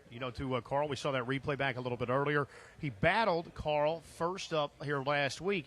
I think he thought his job was over. He collared Carl, and it was almost like he just sort of hung up there and made a mistake. He made a break in stride there, went into a gallop. He got very fortunate there again with Carl not entering back that he slides in here. Tim Tetrick is just learning this horse. That was his first time sitting behind him here last week as they made the driver switch there. So I think Timmy knows him a little better now. No one better the bike than Tim Tetrick at the age of 42. I think that, maybe the start behind him helps, and he gets a little better effort out of him tonight. I think he's going to have to time that move, Paul, a little better. Yeah, I feel like he's the type of horse that the later the move, the better, as long as he gets into the flow and has the space to do it. Because I agree with you that, last week was a big effort. Those were some pretty crisp fractions that he kind of had to run into. So I think it's just one late run. I think he got a little – people want to say he got a little bit flat at the end of the race. I don't think it was flat. I think it's just like you said, his job he thought was over. And this is another horse that didn't race at the age of 2. Right. So he's had, to really catch up, which he's done. He's made nearly $500,000. Yeah. So he's been good all season. But he's really had to catch up, I think, here at the age of 3, Acacia, to some of the others. But, he's done it in a big way. I just think now that Timmy's got the start under his belt and behind him, that it works in his favor. And by the way, if he performs well tonight, given the fact that Carl defecting allowed him to get in, Kismet in the name, I think it all just comes together nicely. It You could. can put a little bow on it. It could. I don't know if anyone can catch up in this department, in terms of 3-year-old trot of the year. Right. I think Carl's pretty much cemented in that. Oddly enough, it's one of the top classes, but the last time we saw a horse of the year as a 3-year-old trotting colt was way back Muscle Hill, one of the all-time greats, 2009. So, many people thought earlier in the season that could be Carl this year. Obviously, the train just went off the tracks a little bit late. We'll see. I know that Ron Burke, the connections, really want to get that signature win, as Jess mentioned, with TCI. He's going to go on, become a stallion down the road instead of Cantab Hall, again, over $1.6 million. They'd love to bank a nice Breeders' Crown and get him close to $2 million here. But, I'm just thinking, is this a little bit of an overreaction? He was very good in his elimination last week, but are we going to go all in on him here at 6-5? It just seems awfully short here for a horse that's, maybe not been quite as good, Paul, as a 3-year-old as a 2-year-old. Yeah, 6-5 is a little short, and it could have been the Lasix that woke him up last time. We'll see if his second time with the Lasix is a better start or it takes a step back.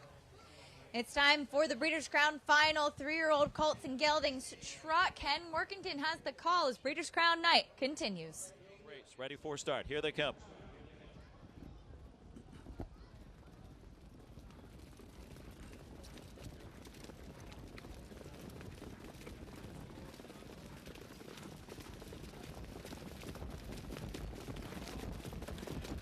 And they're off and trotting. TCI shoots out from between horses. On the inside, Amazing Catch and Daiquiri Hanover. And up on the far outside comes Tony Adams. Tony Adams going after Daiquiri Hanover early here, say around the first turn. And from the inside and holding the third is Private Access off to a good start. That's TCI going up fourth on the outside. Amazing Catch is fifth. Sig Sauer is sixth, followed by Highland, Kismet, and Security Protected. And then it's Greenspan and Secret Agent Man. 27-1 opens it up. Tony Adams took the lead, but not for long. Here comes TCI, the elimination winner, with Dave Miller. Daiquiri Hanover in the inside third. Private Access on the helmet in fourth. Amazing Catch takes a peek to the outside. Now he's fed racetrack. Following him will be Sig Sauer. Sig Sauer, then Highland Kismet. A Greenspan shoots a gap on the inside. Then Security Protected. Still trailing his Secret Agent Man. Half was 55 seconds. Onto the far turn they go and chase TCI and the Buckeye. A bold bid from Amazing Catch. First over with Dexter Down. Now second on the outside and threatening. Tony Adams gaps that pocket spot as they continue towards 3/4. That's Sig Sauer. 3 wide and driving now. No room for Daiquiri Hanover on the inside. Fifth approaching 3/4. Highland Kismet stacks to the outside. They're coming after TCI with Amazing Catch breathing down his neck. 1:22-4, 27-4 in the third quarter. TCI looking to polish it off.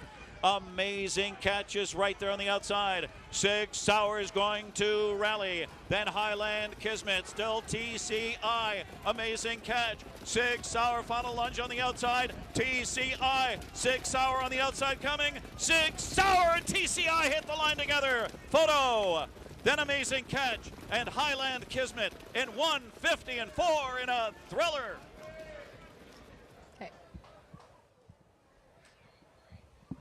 A thriller indeed. Sig Sauer up, but just barely over TCI, Gabe. That was really what we call a three-way thriller there, because you had Amazing Catch who went a big trip there. He was first up, uncovered a long way, but Gutsy there badly gone in between horses. 6 Hour did get teed up nicely, tracking that live cover, but it was every ounce to get by a game and determined favorite there at the inside. TCI, he answered a lot of questions here tonight. This one just 1/5 off the stakes record. The stakes record, King of the North in 2022, 150-4 here, Paul. This was a big-time win and a thrilling stretch goal. Yeah, big-time solid effort, and being able to come 3-1. And I think that the shoes off actually made a difference in this horse, because 2 back, it was a lifetime mark for this horse too. So sometimes that angle works. And there's a lot of happy people that 6 Hour got up for that win. Yeah, I think the guy next to our set had the trifecta to celebrating. It was just pretty awesome. He is quite happy. I'm happy for him as well. But, Absolutely. Really positioning is key here, guys, as well. You had post 8 for 6 Hour. When the race unfolded, he actually got a 6 Hour, got a seat in front of Highland Kismet. Ultimately, that put him in a second over striking position, whereas Highland Kismet, Paul and I's top choice, ended up third over, and it was just a little bit too much ground for him to make up. Yeah, and one of the things that we're seeing tonight is aggressive driving. Even from the 10-hole, Tony Adams left from out there. A lot of the 10-hole drivers are not taking back tonight. They're going forward, and I think it's important to note. And that unfortunately cost Daiquiri Hanover. Olga Sponstead trains both. He released the 10 there, who had to work a little bit to make the lead. But when the 10, Tony Adams started to tire, that was much to the detriment of Daiquiri Hanover, who was pinned in down at the inside. And it has been posted 8-6, 3-4 in the 7th. What an exciting finish. Sig Sauer, Noel Daly, and Andrew McCarthy teaming up to get the win just in the final strides over TCI, who was incredibly game. Yes, he was the heavy favorite. He was the horse to beat on paper coming in here. But the fact that you see that kind of fight for him, that he is able to deliver on a night like this, I think take nothing away in defeat from TCI. I absolutely agree. Again, I was the one saying that I wasn't sold on him at a short price before the race. He did get beat, but he was ultra game there down at the inside. And 6 Hour, I think we're going to catch up with trainer Noel Daly in a bit, guys. I hope so. But, he's a true professional on the racetrack.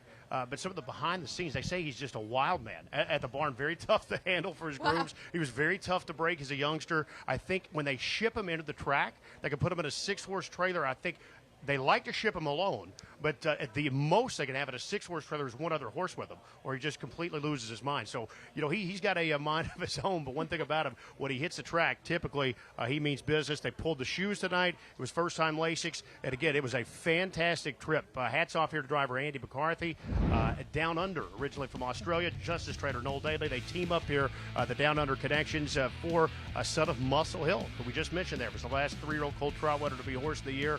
This was a very gutsy performance, but you see they are just fully extended here, 3 across the track.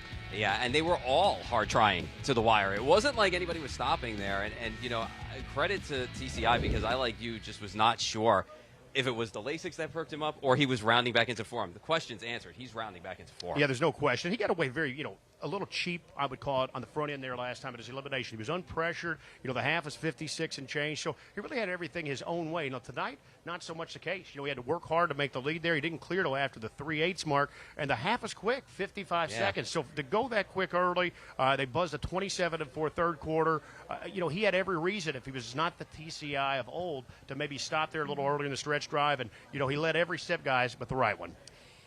Sig Sauer in a thriller defeats TCI in the Colton Gelding final for the Trotters. They put on a show. Bring you results, prices, reactions, and more when we come back. Stay with us on America's Day at the Races, as there's plenty more exciting action to come and some special guests. In Indiana, we grow it. And when it comes to harness racing, the Indiana program has grown to become one of North America's very best. Breed development and the ISA have been there every step of the way by overseeing and promoting the Indiana sired racing, breeding, and stakes programs at every level. We're working to ensure a right future for all of us.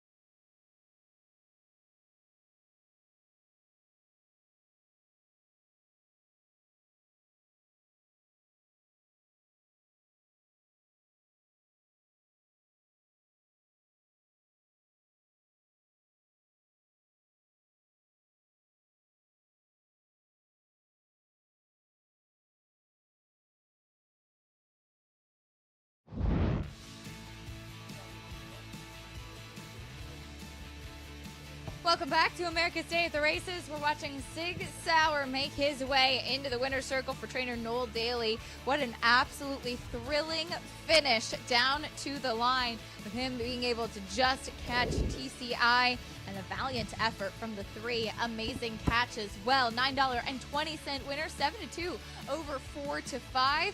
TCI, maybe he was defeated, but he was incredibly valiant in defeat here with this Race 7 official. Sig Sauer trending in the right direction, and a nice effort tonight, Gabe. Yeah, it really was. I know we got teed up well, Acacia, but this was a gutsy performance. Again, TCI was dead game down at the inside. Amazing catch. Took a lot the worst of the trip being uncovered there, but he battled valiantly all the way to the finish as well. So this was a couple of champions battling down to the finish, and it was Sig Sauer, again a Kentucky Futurity champion as well. Paul said it. He pulled the shoes that day down in Lexington, then pulled the shoes tonight, and that seems to be the key when he's going to go fire with one of his better efforts. So Sig Sauer, we'll see if he has any trouble here out of the winner's circle. So far, he's been a true professional here trackside. I know. I was looking because we are actually situated right next to the winner's circle, which is really fun. And since you mentioned his demeanor, I've been following him. Maybe he's just a little bit tired from his big effort, but he has been a gentleman in the winner's circle.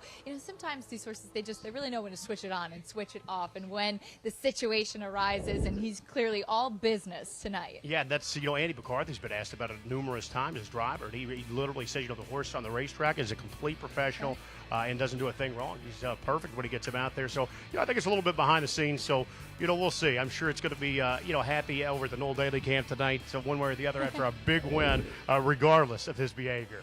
I like the ones with a little bit of spice as well. Hey, it's a $600,000 purse tonight as well, and a Breeders' Crown victory for the team. Sig Sauer getting the win. As we were going to welcome in a special guest here, owner of the Meadowlands, the one and only Jeff Corral. Jeff, great to see you. Thanks so much for joining us on the set tonight. Well, thank you. It's really nice to be here. And what a great night it is. We talked about lovely weather, terrific racing. From what we've seen thus far, especially even looking at this last race, these are the kind of performances that really showcase the best of the sport. Yeah, that was a great race, a great finish. And other than Gabe's bad handicapping, it was some things never change. 25-1 shot last night. I'll stick up for a little bit. Yeah, since that buys me a little time. I think 25-1, at least for a couple shows. Absolutely. But as Gabe and I were discussing, just the meaning of these races and to be able to have it here at the Meadowlands, so special. Oh yeah, this is where really everybody wants it to be, because most of the people who are racing are stabled nearby in Jersey or Pennsylvania, so it rotates every year, so it's a kind of a little bit of a struggle to go to Canada or Indiana, so that's why we got so many entries. I think it's just a lot easier for the trainers for the most part. And record number of entries this year, and that had to be a pleasant surprise. Just to see the robust attention that this drew this year. Field sizes are good. They're deep. The betting's been good. I think you couldn't have asked for any more as a host. No. The more entries, the bigger the fields, and then we save money on having to pay a purse for another race. So it's really ideal for us to get so many. Plus, you mentioned that I won one last night. Yeah, that's pretty cool, too, huh? That's nothing like the home team. Yeah, congratulations. Yeah, thank you. Yeah. And Lady Landia, of course, scored there. And you've teamed up with a tremendous amount of success with Trader Oka Sponstead. Yeah, he's great. We won 2 last year in Indiana, and he's just a great trainer. And got lucky because I didn't know who he was. I just walked over and heard him speaking Swedish, and I said, that must be this guy that came from Sweden. And we've had a great relationship. His wife has become a good friend, and we're partners on almost all the horses, so it's been great. Yeah, they've made a huge impact. We're actually talking on the show a little bit earlier. It seems like an eternity ago, because I think even counting tonight, he's up to 11 Breeders' Crown trophies in the short time that he's been stateside, from Sweden. But he started off a little slow in this series. He was 0 for 36, and then since then it's Katie bar the door. Yeah, they figured it out after a couple of years. Took a couple of years, but they did figure it out, and now their horses seem to be peaking at Breeders' Crown time. Now, last night, your winner was a major overlay, I'm going to call it. 12-1. You got a few bucks on that race? I didn't, because I was, truthfully, I was trying to figure out why the horse was such a long shot, because I thought we had a shot. 7-2 morning line, I think. Yeah, I said, yeah, we won the elimination with 7-2, and the horse is 15-1. Nobody's betting the horse, so I said to people, I guess I don't think we can win this race. One thing about it, they don't put the price on the purse check either, though, so that's still going to come in full. That's bad luck to bet on horses you own, so I try to avoid it. Jeff, can you put into words for those who maybe are watching coverage of the Breeders' Crown for the first time why these races are so important to everybody involved? You know, we talked about all the individuals that one horse can bring on an incredible journey. You know, they can really take 20 or more people along the way. Can you talk about why these horses are so important and what winning one feels like? It's a thrill, and it took me a long time. I won a couple of years ago here with Rocklamation, which was a pacer, and then I won 2 last year and 1 this year. So everybody shoots for the end-of-year honors, and a lot of, you know, it's an honor to be voted the Horse of the Year, the Trotter of the Year, the Trotting Filly of the Year. So a lot comes down to the Breeders' Crown, and it really is the skill of the trainer, because it's a long season. And truthfully, like Lady Landia last night, the favorite broke, and pretty much everybody else raced bad, and we won easily once we got out. So we had the fresh horse, and Aki is he's good at that. I mean, he doesn't over race these horses, and sometimes, you know, you'll wonder what. Really, we're not going to race for a month? Yeah, okay. Fortunately, he owns the horses too, so I can't say anything. But he's always right. He's very careful, and he really, like you said, he was struggling with the Breeders' Crown, and it was pretty embarrassing. and then all of a sudden, he got it figured out, and it's made a big difference. But it's just been a great thrill. And the horse last night we bred, Aki and I, and we raced her as a 2- and 3-year-old. So. And she's out of another. So I own her grandmother, so it's really nice. And the grandmother was named after one of my grandchildren, and the horse was terrible, but it's been a great broodmare. So figure that out. You never know. Absolutely. Well, Jeff, we can't say thank you enough for all the hospitality here, for the wonderful show that the Meadowlands puts on. Congratulations on the win again, and thanks for joining us on the set here. Well, thanks to Fox. We've really done a good job getting us exposure on TV, and I taped it tonight, so I'll be able to see how I sounded. Oh, good, good. We'll give some notes on the performance afterwards. Right? Don't pay any attention to my handicapping when on that taping tonight. Jeff Corral, thank you so much for joining us. We appreciate the time. As don't worry, we have plenty more exciting Breeders' Crown action to come, including Little Brown Jug winner Captain Albano looking for his crown tonight. Boy, has he been in good form recently, looking to pick up another one. More on his story after this on America's Day at the Races. My grandfather instilled in me that there's no such thing as luck. He said luck is where hard work meets opportunity.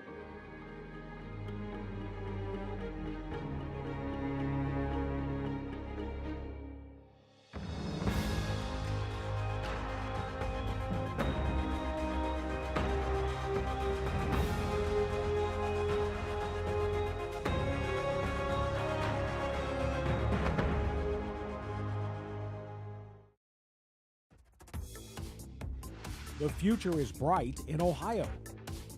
Ohio Sire Stakes, Buckeye Stallion Series, 66 county and independent fairs.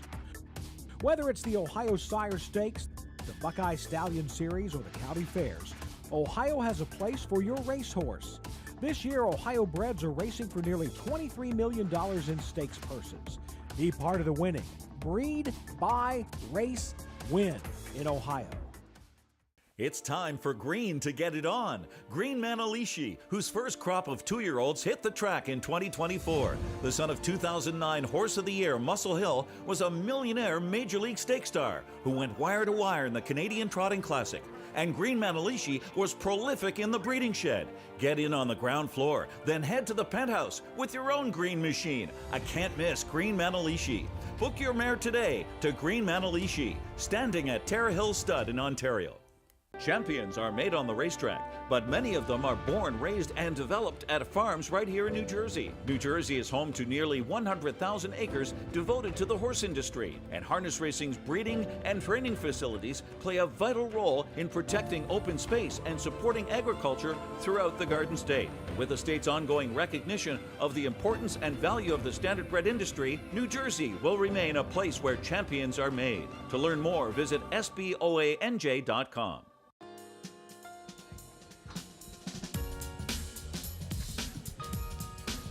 Welcome back to America's Day at the Races. Thanks for sticking with us on Breeders' Crown Night, live here from the Meadowlands. So we have a fun one coming up next in the 8th. It's the open pace by the Missile, trying to defend his title, winning this race last year.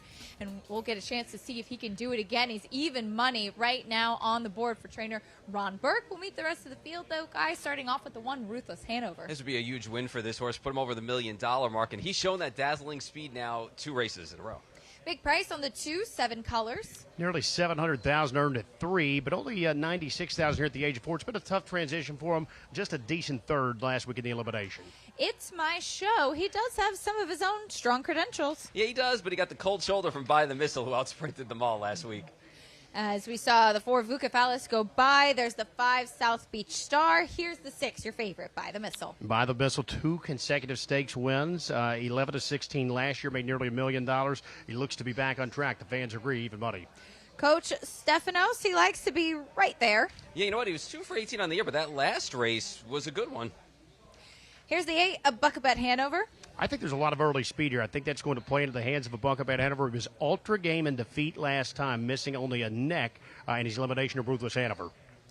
A long shot on the number 9, El Rey. Yeah, he just hasn't been the old El Rey that we all know. And the 10, another long shot, Why Not Now? Another tough transition to 4. Why Not Now earned over $600,000, winning half his starts at 3, but just one of 13, $34,000 and change. He would really have to circle the wagons here to make any impact. That's the field for the open pace coming up here. We'll take a look at By the Missile, who we saw winning his elimination last time out. One of the stars on a night where we saw a lot of upsets. He delivered as the heavy favorite over Coach Stefanos' Paul. Yeah, you know, the thing is, I don't think they expected all that early action with all the levers that went on in that race. But on the other hand, at the end of the day, he kind of got that lead rather easily.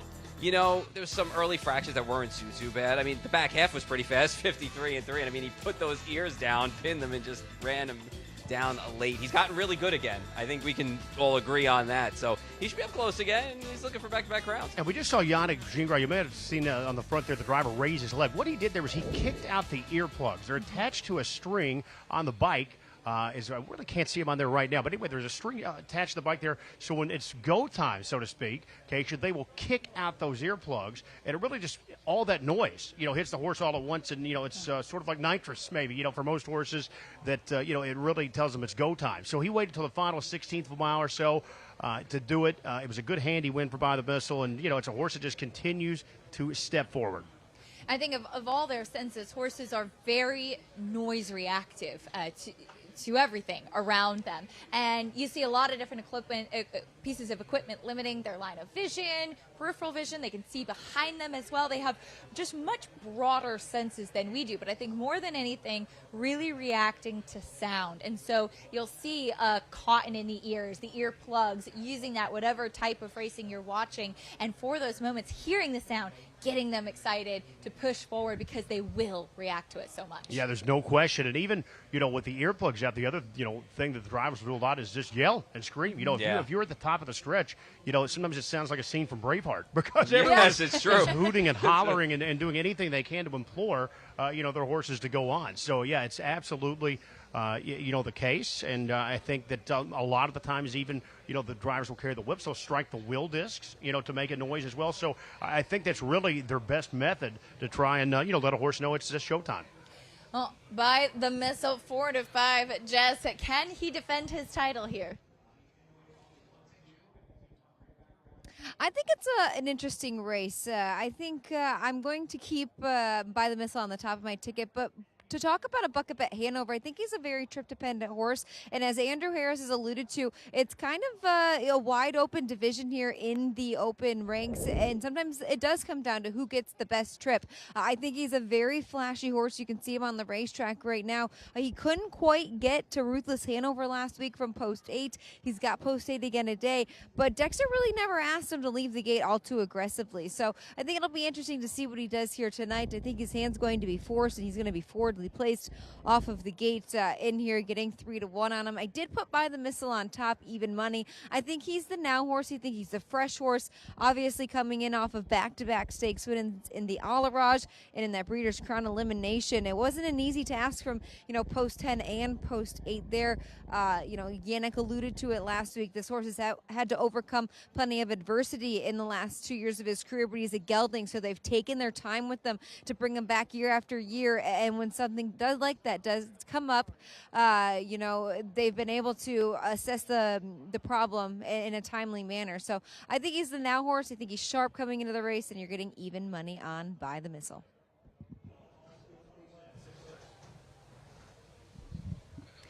He's a short price, definitely the now horse, Jess, thank you. But I believe the two gentlemen to my left are going to try and pick against him. Paul, where do you land? Going with Ruthless Hanover. I want to see that dazzling speed one more time.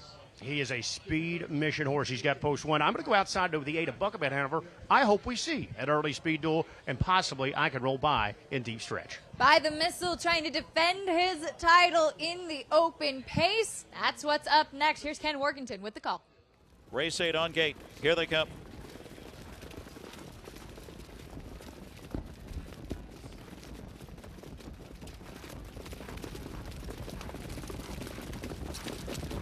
They're off. It's My Show shoots out of Bucket Bet Hanover up on the far outside. By the Missile showing speed, and so is Ruthless Hanover flaunting his speed into the first turn. It's My Show. Ruthless Hanover up. Bucket Bet Hanover swoops down with By the Missile, 4th on the inside. 7 Colors out sprinted 5th by 2. Then comes Vukafalis and South Beach Star. Coach Stefanos at the rear of the field with El Rey and Why Not Now. 2 wide, some fireworks early here. Ruthless Hanover, elimination order. He is 7-1, 26 flat, a torrid fraction. Here comes a Bucket Bet Hanover working hard early for Dexter Dunn.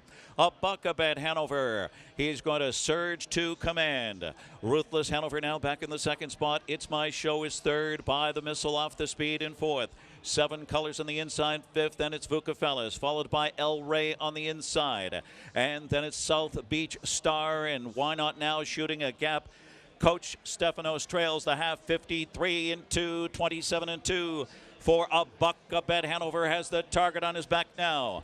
By the Missile has to do it first over. Ruthless Hanover locked in the box with 3/8 remaining.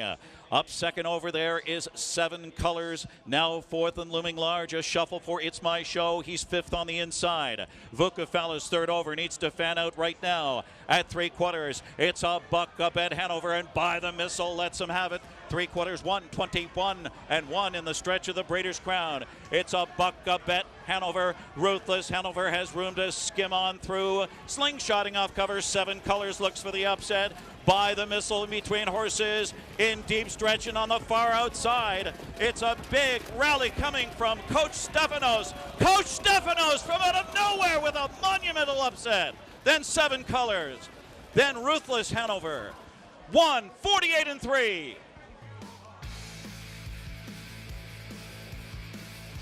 The open pace was a wild one. Coach Stefanos with big strides came from nowhere, was not even in the screen with all the contenders we thought coming down to the line. Yeah, I believe, checking my notification, that he got away 9th. You see him last right now. He's going to swing widest of all. I hope that the pace will be lively. I just was hoping I was not the one making it lively, guys. 53-2 on the lead there for Bucket Bet Hanover. I had to check my notes. It was not the fastest opening half in Breeders' Crown history. That would be 52-1 way back in 2004. But Coach Stefanos, who was very good in his elimination last week, Yes. Paul, he rallied home in 25-1. He had a different look to him, and boy, did he pick up the pieces here. The Indiana sired and bred son of Tell It Like It Is. He was just a $42,000 yearling. He's going to be well over $1.2 million to win tonight. He's 13-1, but how about this exact at 85-1 on the 7 Colors, who looked like the winner for a moment until Coach Stefanos came out of nowhere. Yeah, and I mean, 7 Colors got the perfect trip, right? He was second over in the flow, and Jason Bartlett tried to keep him in as long as he could, too, because he didn't want to turn him out and put him out there. But, boy, he had it until he didn't. Yeah, and the thing is, you could see Jason probably thought he did have it. Because Yeah. everyone within his vicinity, had no pace. They were all laboring. So 7 Colors strikes a lead there at a monster price, but a tough beat if you had him because Coach Stefanos just unleashed here in the late stages. We just don't hardly ever see that type of move, guys. A horse 10th at the top of the stretch. That's less than a quarter of a mile to go, and it's just a monster move. And oh, by the way, this is not an easy field that he's going by. These are the best free-for-all pacers in the sport. So I thought it was a gutsy effort here and a good one. How about bombs away there? You think the top 2 prices were good? Well, we don't even know the price on the 9 El Rey. It says 99. He could be anything that's as high as the tote board goes. 7-2-9-1 by the Missile. Nowhere in the top 4. Well, I mean, he was first over into that, and I think he kind of paid the price for being hung out there. And here, I thought I was happy that Ruthless Hanover got a second split in 27-2 and thought I was going to be okay and still ran 4th in there. I think this was a race that we're going to look back on, and we're going to say that pace certainly played a role for a lot of the horses that took money in here, and it ultimately collapsed at the end of the day. It did. Yannick tried to not be overly aggressive with the favorite. He left the gate, but he sort of floated out of the gate. He tucked into 4th. He followed that lively tempo. I even thought first up, I know it's not the easiest of trips there, but, I thought off those fractions maybe he would, just hang in a little bit longer. I was a little bit disappointed by, that effort tonight, but, I'm sure he'll circle the wagons and he'll be back for another day. But this is just all about Coach Stefanos here, again, from way downtown. It's a monumental close here from worst to first, quite impressive. We just don't see that move a lot, but as we say, pace makes the race, and when it sort of collapsed in the late stages, he was the one horse heading in the right direction.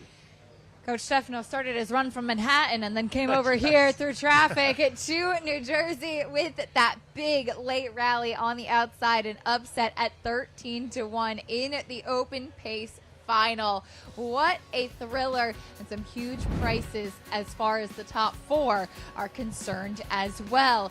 Still to come, the top-ranked horse ready to go, Twin B Joe Fresh, likely horse of the year. She has been so dominant this year. We're looking forward to getting a chance to see her strut her stuff a little bit later on in the Mayor's Open Pace.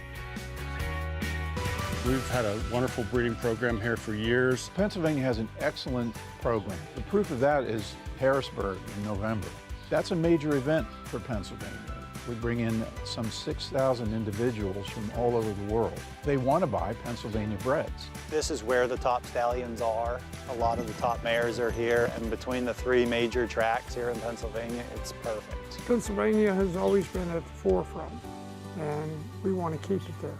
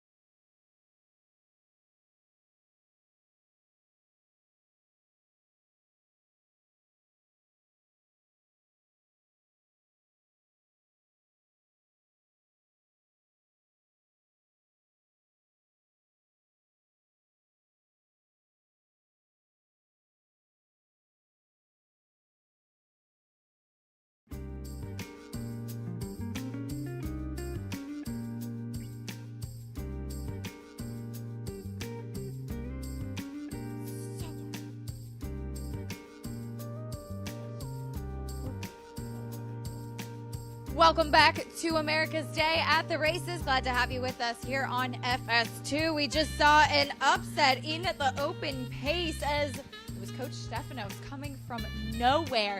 Gabe flying at the end and some big, big prices underneath them as well. Yeah, bombs away here. Can't wait to see what this triple comes back. But a cool story here, Acacia, as well on Coach Stefanos. Ken Duffy purchased the set of Tell It Like It Is. Again, just a $42,000 yearling.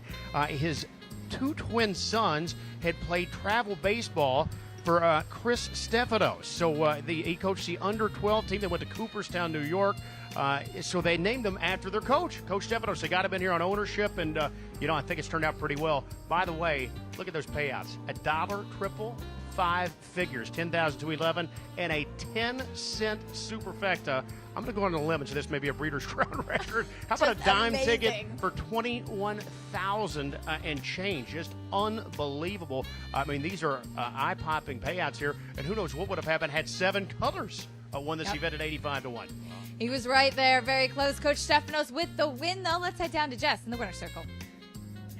Thank you, Acacia. I have winning driver James McDonald. 2 Breeders' Crowns on the weekend. How are you feeling? Just floating right now, Jess. It's unbelievable. Just prayed to get one of these days, and to get 2 in the weekend it's really special. You've actually had success with this guy back earlier on in the summer. Maybe just talk about him then and him now. Oh, he closes like a freight train. I think anyone watched Trace drive him last year in the Breeders' Crown Limb. He kind of turned some heads. So Trace did an amazing job teaching this horse. He's the absolute gentleman to drive, and he just tries his guts out.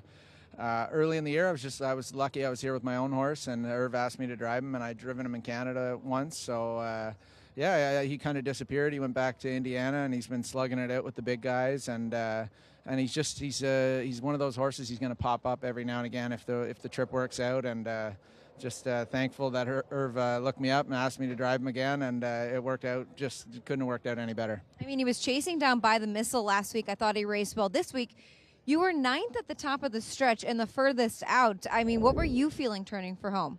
Well, I was kind of having a little conversation with myself in my head, actually, just saying, don't panic. I know you're in a bad spot, but they've mixed it up. Like, eventually they're going to come back, and this horse always kicks hard down the lane. So just don't be in a big rush to jerk him out and do something stupid. So he's always got an amazing kick, and luckily it just worked out that I said to Irv after, I said, you were probably looking for a 5th over 10th on the outside in the last turn, weren't you? And he kind of chuckled, but that's just the way it goes sometimes. Nice job. Thank you very much, Jess. Coach Stefanos upsets in the open pace Breeders' Crown Final. Back to you guys. An upset and a thriller, Jess. Thank you so much, as we are so pleased to welcome onto the set a very special guest joining us, trainer Noel Daly. Noel, first of all, congratulations. We just saw Sig Sauer in the winner's circle in the last race. Now a 6-time Breeders' Crown winning trainer. What a thrilling performance from that horse. Yeah, no, he was. He really showed his determination there tonight. Like, that was a very good stretch battle. I'm glad he put his head in front at the right time. And it seems like he's a horse that's really trending in the right direction. He really showed that tonight. Yeah, a good Sig Sauer. Like, he's not the soundest horse in the world. He's a big, strong horse. So when he's sound, he gives it to him all the time. He's winning the Kentucky Futurity, was awesome. And then he showed that again there tonight. He showed his grit and determination. We're taking a look at some footage of Captain Albano in the Little Brown Jug. This is Sig Sauer, actually, just the previous race, but we saw you celebrating the Little Brown Jug. So some really special wins this year. Can you describe how meaningful these Breeders' Crown victories are? Yeah, no, that's what you aim for, like both of these horses. They have the same groom. Sonia Booth looks after both of them, so it's pretty cool.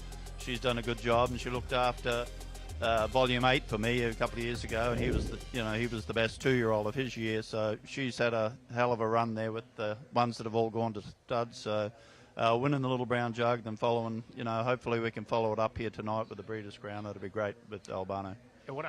Speaking of looking after Sig Sauer, we talked a little about his antics maybe a little earlier. How difficult of his job is that? Andy McCarthy says he's a complete professional on the track, but I understand he can be a little bit of a handful off of it. Yeah, he's not nasty, but you don't trust him. He's sort of he is a handful. Like, we have a 5-horse trailer to ship him. He'll go with Albano. I can't put anyone else on there.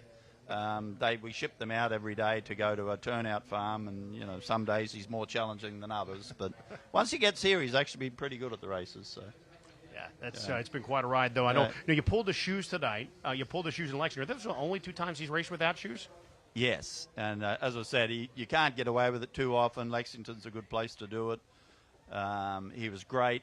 I had to put shoes back on him for last week because he wasn't sound enough to do 3 times in a row. He was a little. Andy did a great job last week. He was a little steppy with shoes back on, so we took him back. Yeah, we always figured tonight was his last night, and we'd be taking him off. And for some of our viewers out there that are new to the sport of harness racing, what does that move do? With a horse when you pull the shoes? With a lot of them, as long as they're good enough gaited, especially the first time you do it, it gives them that I don't know what of a feeling of freedom. I'm not sure, but some of them it can be a 3 or 4 lengths difference to them. Some of them can't handle it, and some of them can. Well, as far as Captain Albano coming up a little bit later on in 3-year-old Colton Gelding's pace, you talked about him winning the Little Brown Jug, but then really backing that up with the Elim being very impressive as well. Yeah, and that was off. He hadn't raced in, I think, 4 weeks between those. We decided not to take him to Kentucky. Just freshened him up because this is a race we wanted to win. I think that's worked out. He should be better tonight than he was last week, but it's a very competitive field there. He's got a better draw than Siggy had, but you'll just see that last race showed you they can come from anywhere. So. And ultimately, where does he do his best work? Would you like him, on the lead ideally, or do you think he's better when he has the target to chase? Yeah, I don't know. Once he got to the front there in the Little Brown Jug, that's a difference, a half-mile track. I'm not sure. I think he can, as long as he's up somewhere close there. He's had a few trips this year, been a little challenging, and then he's always good when he gets a great trip. So. Yeah, he's been incredible of late, and we wish you the best of luck, Noel, as you've still got a big one, but you've got one in. I know that has to feel good. Yes, that helps. That helps coming into the night. So. Takes a little bit of the pressure off, right? Yes, for sure. Well, no, go ahead, Gabe. Well, you went. You're obviously from Australia originally, and you went back home. So you've been stateside back. Talk about the transition, the difference in racing, from here and there. Yeah, I spent most of my racing career here. So when I went back home for a year, it was different. I said, and to finish out my career, I'll have to do it here. I'll end up at home and I'm done, but. As long as I'm racing, I'll stay here. So. Right. Well, it's been a great comeback, so to speak. You've had a No, lot of we've been successful very lucky. pre and post back from Australia. Yeah, no, it's worked out pretty well. Well, Sig Sauer in the winner's circle. Best of luck with Captain Albano coming up, and thank you so much for taking the time with us tonight, Noel. It's a pleasure to meet you in person. All right, I appreciate it. Thank you. Right, good luck tonight. Trainer Noel Daly, who already has that Breeders' Crown win tonight with Sig Sauer. More hardware on the line this evening as our live coverage of the Breeders' Crown continues. Stay with us as we'll see who else can take a step forward into that winner's circle after this. Allarage Farms, more than 3 decades of trendsetting and modern trotting. The birthplace of millionaires Fern, Muscles Marinara, Whiskey Tax, and Dewey Color in the Line. Allarage Farms is home to broodmares such as Ice Attraction, Lucky Ava, Non-Stick, and 7 Times a Lady. Check out their lineup of 21 yearlings by sires such as Muscle Hill, Walner, Chimpanzee, Chapter 7, and the first crop of Captain Corey's selling this fall in Lexington. Find them online at allaragefarm.com or on Facebook. Horse racing? Check. Weekly promotions? Got 'em. Huge payouts? You bet. With Naira Bets. Download the app today and bet on any track, anywhere, anytime with live HD horse races, betting tips and tutorials, expert picks, and more. You bet with Naira Bets. Join now for a new member bonus at NairaBets.com.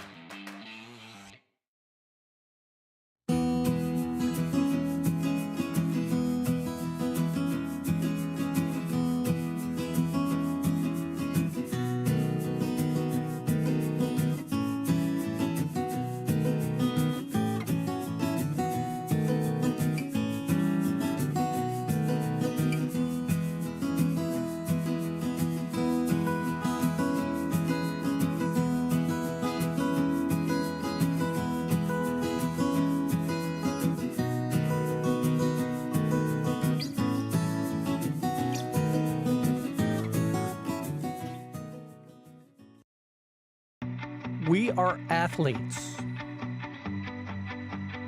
We are drivers. We are caretakers. We are owners. We are trainers. We are fans. We are harness racing.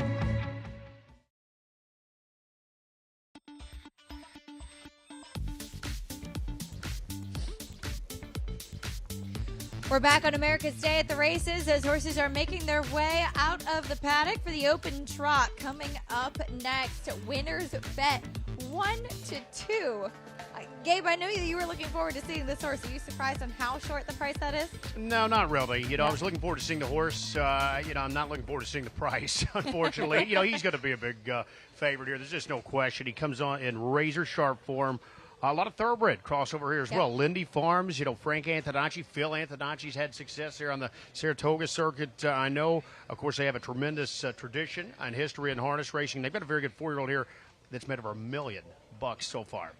Frank recently inducted into the Harness Racing Hall of Fame as well. A very special honor. And as you said, the Antonacci family for generations, really a big impact on the sport. They really have. And one of the few stables that use their own colors, even the harness side. You saw Dexter Dunn not wearing his usual red. He's in the blue and black of the Lindy Farms.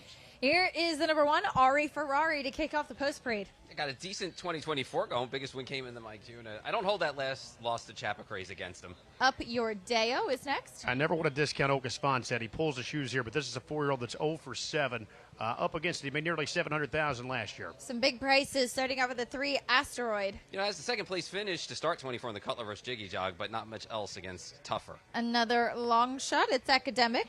Richest horse in the field, $2.6 million for the 7-year-old. 33 career wins, but getting a little long in the tooth here. He would have to step up quite a bit. There he is, your favorite winner's bet. Yeah, Way the Horse to beat near fastest 4-year-old too in Meadowlands trotting history with that 149-3 back in June. Hill Exotic went by. There's the 7, Periculum. 0 for 4 since that big win in the Maple Leaf Trot. Now, to be fair, it's not like he didn't run badly in those subsequent starts. Just got a little unlucky. Here's Hasty Bid, the other Nancy Tactor. What of a trio for trainer Nancy Tactor. In fact, front shoes off. Again, a little bit of a fringe player. Then the final for Nancy, the 9, Best Friend Volo. Kind of feel like the post is going to hurt him in here because they're going to have to use him a bit early to find that spot. He does have a win to start the year here, though. Here's the 10, Logan Park. 10 of 16 this year. He's made over $500,000 in his 6-year-old campaign. A tough post here. Doug McNair going to have to find a way to work him into the race. And speaking of tough posts, here's the 11, Oh Well. Yeah, I like this guy tonight, though. The shoes are coming off. He's a horse that could use like one of those real big wins that put him in front and put him in the spotlight. He left for position last time, too. End up with perfect poppy position. What are we seeing here, Gabe? Well, he's just, it looks like he's out there just playing, having a good Yeah. time. He probably feels good at the track, but he was in a gallop. Of course, we don't want to see him do that during the race. That's leaving me a little bit worried at the moment. I think that just, probably out there feeling good on a chilly night at the Big M. Stretching his legs, a little bit playful out on the track. There's your favorite, though, winners bet. So bring Jess in for the conversation. A short price, Jess, but rightfully so. Absolutely. And like you had mentioned, obviously we were going to take a short price on winner's bet. And I said this to Gabe yesterday. We were closing out the show. Every time he steps on the racetrack, I don't think he can look any better, and yet he looks better every time he steps on the track. He's just a gorgeous animal. Of course, he's a nice son of Walner out of a nice Donato Hanover mare. 7 wins from 10 starts this season. And like I had mentioned, rightfully so, being that 4 to 5 favorite, as you can see on your screen. He's so professional. He's so laid back and chill. And he's a very versatile horse. Last season, we saw him always come from off of the pace. This season, Dexter's worked a lot of speed into him, and he's got a nice foundation under him as well. I really don't see going around him other than maybe the favorites are hitting on all cylinders tonight. He gets a good post to work with, with there being no elimination for the open trotters. There was, it's an open draw. So I thought that, this was the best he could draw right in the middle of the gate. So I'm going to stick with him on top. I do think another horse coming into the race that's very sharp, that's Logan Park. If you go back and watch that replay last week, Dexter sat into the very last second he could with him, and he pounced off cover. He trotted home extremely well. I talked to Robert Fellows earlier on in the week at the post draw. He said he's had a great time, transitioning from Canada down to, the States here in New Jersey as well. It's been very nice all week long. He's been enjoying his time here. He's been taking care of himself, and that was exactly what they wanted from him in that prep race leading into this week. 25-4 at the end of it, and you see Dexter opted for winner's bet. Gets a lot of work for Nancy Tactor. Dougie's driven this guy plenty of times. His primary pilot throughout his career as well. He's a 10-time winner from 16 starts this season, over $500,000 in the bank just this year, winning that Alarage Farm in Lexington, the Dayton Derby as well. Third in that Maple Leaf Trot final after cutting the mile. He's got plenty of speed. I think Dougie's going to have to be forwardly placed in here with that trailing position unless something happens behind the gate and the 11 goes off stride, as you saw him bucking and kicking out there. So it'll be interesting to see what happens there. But I'm going to stick with the 4-5 favorite on top. It wouldn't surprise me, though, if Logan Park jumped up for an upset in here, Acacia. Jess, thank you. 4-5 now on winner's bet. And guys, we're going to have to take a short price on this one. But Gabe, as you were discussing, it's kind of the rare case where you think that price is warranted, and you can understand it. In fact, could even see a little bit shorter. I'm going to make what many may think is a crazy statement. I think 4-5 is an overlay of this horse. Again, if he trots, at times, early in his career, he could be erratic here and there, and, we'd make a break in stride, but he's been so good. I think he's just in a different orbit than the rest of these right now. Trainer Nancy Tactor, the leading female trainer in the sport of harness racing for Breeders' Crown Trophy. She's got 10 already in her career. Her first was in 2014. If you want to find a chink in the armor, guys, it's always a tough transition when 4-year-olds step up for the first time to race against older horses. They race against their own age. I get 2 and at 3. When they get 4, they have to race against, the open ranks. In the open trot here, just one time in the last 10 years has this race been won by a 4-year-old. That was in 2020 with Chimpanzee, one of 3 Breeders' Crown trophies for him. So I suppose, if you wanted to find a chink in the armor, that could be the case. Typically, I do, as you know, Acacia, try and swing against these favorites, but I've got one right here that I'm just going to have to tee up. Paul, you are going to try to take a swing against, though. I also feel like there's going to be a lot of pace on in here, and I just wonder if it's going to have to come from further back than normal, unless they're going to blast with them. And that's just a little bit of a concern of mine. Not that my horse doesn't, I'm on the 11, but not that my horse doesn't have to come from the second tier and find a spot as well. But I just wonder if the pace might be a little bit much for this horse. Well, I think typically when you see a second tier starter, the 11 starts, in behind because the gate goes 10 wide. Typically, it can produce more early action because, if you take back, you've got one more horse that you're behind. So a lot, we could see one of these long shots, come out swinging here from the outside, and just really take a swing to get into the race. Best Friend Voldo comes to mind. Yannick's very aggressive as well. And I don't think Logan Park, the 10, is going to want to get away last in here. So I'm not sure what Doug McNair has in mind as well. But, when you put a horse in the second tier, you've got big money on the line here for $600,000. You could see a little chaos here as well. So it'll be very interesting to see what Dexter opts to do. Does he try and blast and be part of the pace scenario, or does he take back and wait till the dust settles? Yeah, it'll be an interesting chess match. And if we've seen anything tonight, we've seen plenty of action, especially early in some of these races. So far, it looks like winner's bet might breathe different air. We'll get a chance to see if he does tonight in the open trot final. You're watching live coverage of the Breeders' Crown on Fox Sports. We'll send it up to Ken Workington.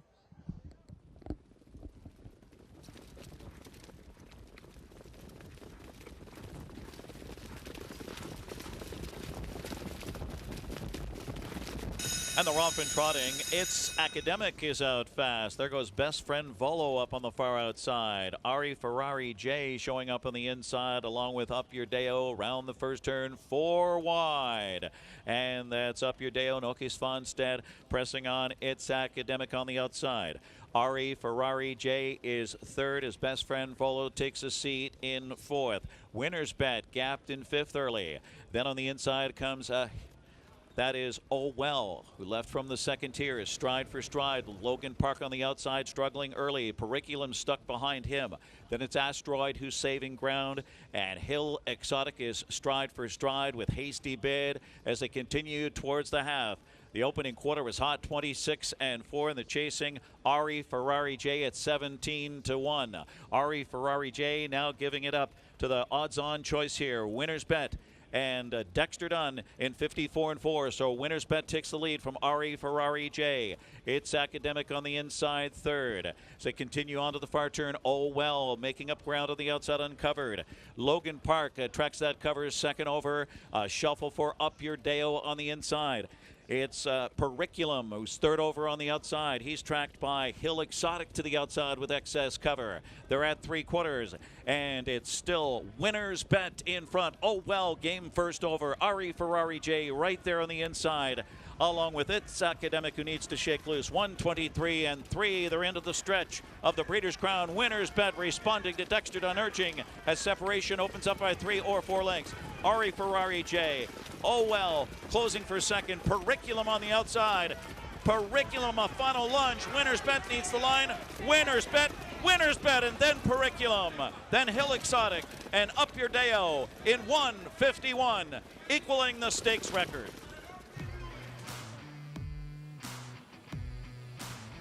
Once again, a little bit of drama there in the stretch. Winner's Bet, he looked, Gabe, like he was home free, going to win by several, wrapped up. And then again, that late flying move, this time from Periculum, nearly catching it. Yeah, I think I pronounced him home and cooled out in mid-stretch, and it was almost as if he heard me, because as soon as I pronounced that, he started to shorten strides there. He needed the line. He got it. Dex got away mid-pack here. He floated off the gate. I think at the end of the day, he got away 5th in this spot. And he just wanted to go on into the front end there, take his chances. He thought he had the best horse. He didn't want to get caught in a bad spot.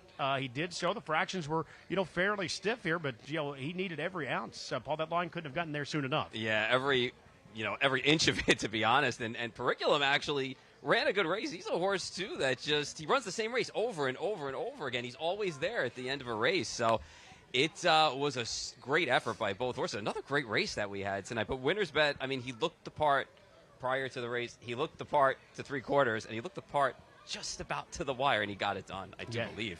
And again, just holding on.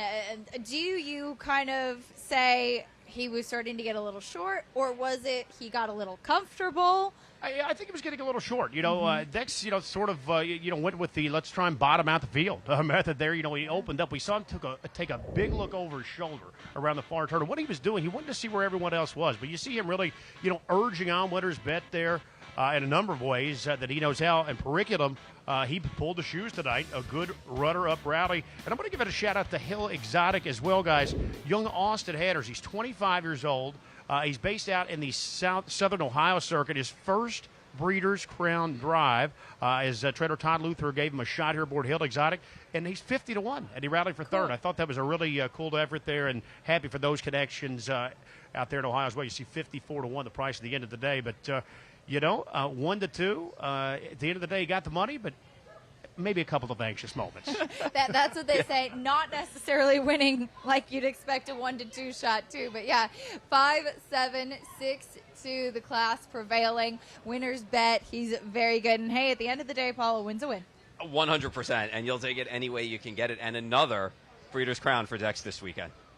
And I think also, too, to what Gabe was talking about before the race, that he is a 4-year-old. He's stepping up to face older horses. You've got a salty, seasoned group in here that he's racing against. Yes, he was able to just hold on just to win, but this was not a walkover. It was a relatively tall order given the company and the seasoning of what he was facing. Yes, it was. He's just in such good form right now. Get his 4th consecutive win, but Nancy Tactor took over the training this spring, early in the year, and this guy, it had a good 2- and 3-year-old career. It made $600,000 to change, but this year alone now. This is his 11th start. He's now 8 of 11, and he's going to go over 729,000, at his 4-year-old season. So we talk about it being a tough transition at sometimes. He's blossomed as a 4-year-old there in the barn of trainer Nancy Tactor. So happy for the connections. Again, lots of thoroughbred tie-ins here as well, as we mentioned, the Antonacci family. Frank Antonacci, a harness racing Hall of Famer. They operate the Lindy Farms, the huge tradition here in the sport. And I know Phil Antonacci's, has done a great job racing all over the place, and Saratoga up there in particular. So, a lot of crossover here, and some of the harness and thoroughbred connections. See Frank and Phil here in the winner's circle. Great to see the Antonacci family here celebrating as a Winner's Bet gets the win in race 9, the open trot, prices, reactions, and more when we come back. Stay with us on America's Day at the Races.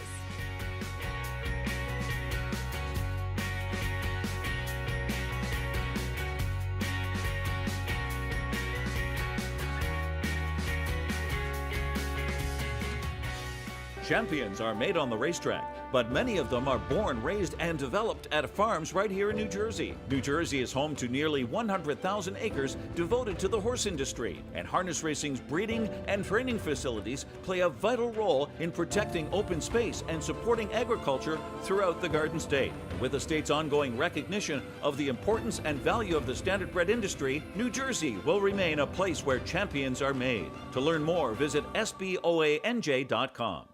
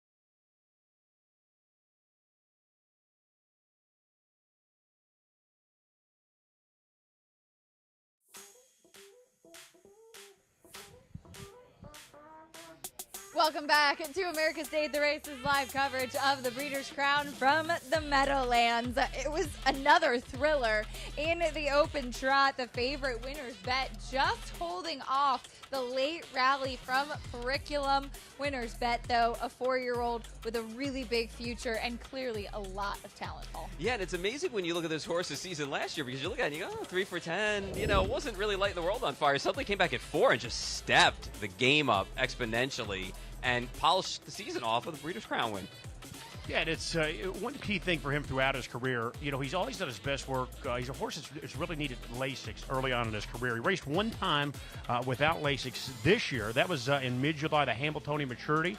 The rules, you know, say you can't have Lasix in that race, obviously. He was even money, and he finished 10th.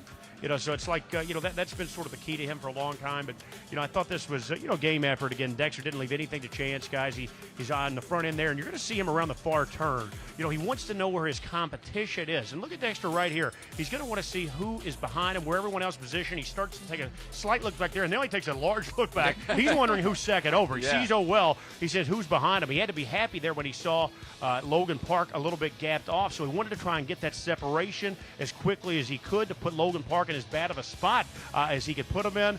He did, but again, you know, obviously it's a game of inches. He was on the right side this time with that close finish. And right here, as you can see it kind of in that close-up shot as well, he looks home free, like he's going to win without any competition. And then very, very late, right there, the nose of Curriculum comes in the final strides. And maybe some of the seasoning kind of catching up with him a little bit. He still held on to win, but you have to give your hat off to Curriculum as well. Yeah, Curriculum ran well, and this is the horse that Curriculum, the race that Curriculum runs all the time. You know, this is what he does. And, you know, I thought he ran well last time out, too. We picked it up again when Logan Park came outside of him. But tonight he didn't need that help. He just came late and almost nipped Winner's Bet. Yeah, third over. You know, and just a little too far back, or maybe, who knows, could have pulled off a minor upset. Another Breeders' Crown victory for Nancy Tactor. She's standing by with Jess.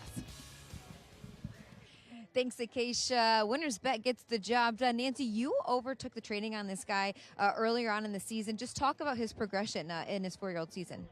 Well, he came in great shape to me from Lindy Farms after turnout, after his 3-year-old year. They go to Florida in the winters, and they kind of thought that it would be beneficial for the horse to stay in New Jersey and train down on our straight track. So he's been with me this year, and I absolutely love him. He's like the nicest horse to be around, so I'm really proud and really happy for him. You know, I've told Gabe a couple of times, I feel like every time he steps on the track, he can't look any better, and every time I see him, he looks better and better.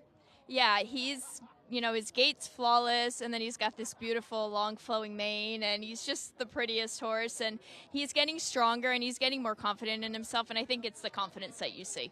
What's his biggest attribute? Because I feel like maybe in his 3-year-old season, he kind of liked to track down horses. You worked up a bit of speed into him this year. He's very versatile. Yeah, he's become really versatile. You know, he used to get a little worked up, I think, and just like a little bit unmanageable. And this year he's really settled down. But, you know, just a lot of work and patience with him. It was a lot of patience in the beginning, but it's definitely paid off. And I'm really proud of him and the team. Nice job. Congratulations. Thank you. Winner's Bet takes the Open Trot Breeders' Crown Final. Back to you guys. And a valiant effort digging in late to hold off Periculum and getting the win. Just thank you for Winner's Bet. And a nice performance from a 4-year-old with a big future. Still to come, though, we'll have an opportunity a little bit later on in the Open Mares Pace to see the likely horse of the year, Twin B Joe Fresh. She has been an incredible journey and brought many people together throughout her career, but for her connections, it's really been a full circle moment. Pinch yourself, really. I mean, the riders in my family go back many years, and you know, I couldn't have done what I've done being over here without Chris and Nicola and the riders. So, you know, they're like family to me, and I call CJ my American dad, which he is. So obviously to have you know, own Twin B Joe Fresh with CJ's just a massive thrill. I think it's a ride that, you know, we're thoroughly enjoying, and you know, I think anything with her from now on is a bonus. Well, it's been a terrific relationship. My wife and I moved here in '89 when he was born. We'd go back home and visit his mum and dad, and he'd be a little fellow with colours on and a whip, chasing horses on the TV. So it's been a terrific relationship. I was best friends with his father many years ago when I was a teenager, and we've known each other ever since. Our grandparents knew each other. So, you know, like Dexter says, we're basically family, so it's been great. Twin B Joe Fresh, she couldn't have possibly been any more impressive here. Chris loved her from basically day one, and I sat behind her, you know, here at the farm before she started qualifying as a 2-year-old, and she always gave you a great feel. We had a great 2-year-old year. You know, got turned out, come back as a 3-year-old. She got better from a 2-year-old year. And had a great 3-year-old year, and you know, it's hard to probably imagine she could get much better from 3 to 4, but she really did, Jess. You know, she got stronger, but I think it's a mentality too. She's so intelligent. Well, first of all, she's as good as any of them that I've had, but she's still around as a 4-year-old, and we expect her to be around next year. She's just such a great horse, you know, can't really tell you why. She's just born that way, and we're blessed to have her, and long may it continue. So. She's a dream to drive, but just her ability to finish miles off this season has been its biggest attribute. Like I said, she's intelligent. She knows what she's doing out there, and really a pleasure to drive. Obviously, owning a piece in her is give us all a massive thrill too. It's something you really dream of owning a part of a horse like her, and for her to come along, it's really been a dream ride for us. I understand it's all riding on this race. It's the Breeders' Crown. Basically, we have to win. I understand that, and you know, I admit it. You know, we have to win this race, so we're just going to win it.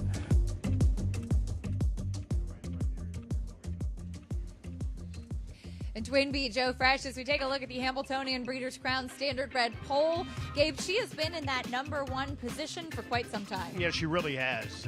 She's fended off all challengers, so to speak. Jiggy Jog was, clipping at her heels there with an undefeated 6-for-6 season. Unfortunately, as we discussed earlier, she's been retired. Carl, was up there, early on, nipping at her heels as well. But she's been so consistent, just a model of consistency. In fact, so excited to see her in action tonight. One thing we know for sure, if she wins tonight, in my mind, and I can stop anything, but I think she's a lock for Horse of the Year. If she loses tonight, I just don't know. It depends on how she races. I'm not saying she can't be Horse of the Year.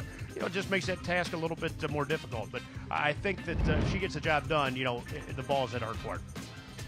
See her there in the paddock as she is 4 to 5 on the morning line for the Open Mares Pace. Still to come a little bit later on, post time about 10:40. As far as what she's facing, though, Paul, we did see Grace Hill defeat her last week in the elimination. But the post position draw for Twin Beach Joe Fresh is going to be better this week versus what she had to deal with in that elim. Yeah, absolutely, 100%. We're not dealing with post 10 tonight. We're dealing with post 5. So plenty of options for Dexter Dunn at this point to decide where he wants to go with her in there. And listen, last week, Grace Hill sat the perfect trip. And it's not like Grace Hill's a bump of a horse. We know she's a champion in her own right. So she was revved up, ready to go. And it was nice to see the old Grace Hill come back. And she picked off what potentially could be the horse of the year. And one thing about it, Twin Beach Joe Fresh did have post 10 last week, but she really crossed over with ease. So, it wasn't like a taxing type trip to make the lead there last time. So I thought Grace Hill, hats off. She raced really well on her back. No, I'm here to, talk about the wagering side of things. And, I'm sort of the guy that, bets against the horse going for the Triple Crown of the Belmont. I know she's a sentimental choice tonight, and everyone's on the Twin B Joe Fresh train. But, Grace Hill impressed me last time, guys. If she gets that same trip tonight, if you're going to tell me I'm going to give 4 or 5 times the price on Grace Hill versus Twin B Joe Fresh, I'm going to be in the Grace Hill line every time. Grace Hill, of course, the winner of the 2022 Open Mares Pace. We'll look for another one in 24 a little bit later on. But first, before we get there, we've got race 10 coming up. It's the 3-year-old Colton Gelding's Pace, the final here. We talked quite a bit with trainer Noel Daly about Captain Albano, and here's where we'll get a chance to see him. He's 8 to 5 right now on the board, Paul, a horse who has been just in really good form recently. Yeah, you can't argue with any of his recent races. And really, last week, I thought he made a nice, smooth move, too, on the backstretch in his limit. What I liked, really, was how strong he was in the stretch. And he didn't need that much urging to keep Captain Luke in his rearview mirror. So it was a nice final time. It was a nice end of the mile for him. He's been strong for this back half of the year from the jug on, which you'd like to see. He's held his form. So he's going to be tough tonight. Yeah, that front end win there last time where he did move the lead, as you said. I mean, he came a back half in 53-4. It's just hard to physically make up any ground when the horse in the lead comes a back half 53-4. You almost can't close any faster than the back half. So I'm like you. Tom McCarthy just kept him to task last time, Paul. I liked the way he finished in that race as well. Favoritism actually now clicking over to Nijinsky. More on him in a moment. Meeting the rest of the field, though, starting off with the 1 Mirage Hanover. Yeah, Dexter may have moved a bit early last time while Pocket's sitting with him, but the outer flow just never really developed for him. He's got some nice form going from right now. There is Nijinsky. Third time Lasix, he was very good. This one, the North America Cup winner, very good at last out, even in defeat by a head. Calico Jack Hanover went by. Here's the 4, McCrunch. Yeah, a little bit of a disappointment of late. Second time Lasix, but would have to step up. There is Captain Albano. We talked about his merits. Yeah, looking for win number 10 on the season. Go over $1 million, too, tonight. Big Price is next. The number 6, Sweet Beach Life. Punched his ticket in the final with a fifth-place finish. Just okay. Big long shot here. Tyler Buter gets a call. Time is on my side, third in that elimination. I thought that was a nice effort for a horse who's really done his best body of work in Pennsylvania. So I thought it was nice coming over to the big track and running well. Here is Gem Quality for Twin B Joe Fresh's trainer, Chris Ryder. Closed very well in a third-place effort last time. This was the 23-1 upsetter last year at the age of 2. Could be about that price tonight. Captain Luke, 14-1. I think his biggest problem tonight is just really post-9 because he really didn't quit in the lane against Captain Albano. He kind of chased him home in there, so ran okay. And Howl in the Hills. He's won 13 of 16 this year, but not facing this type of competition. He's ripped through the New York circuit. He's been all over New York, upstate New York, here in the city, at Yonkers as well. Made over $500,000, but this would be his toughest assignment to date. And, oh, by the way, he's got the toughest post in the field.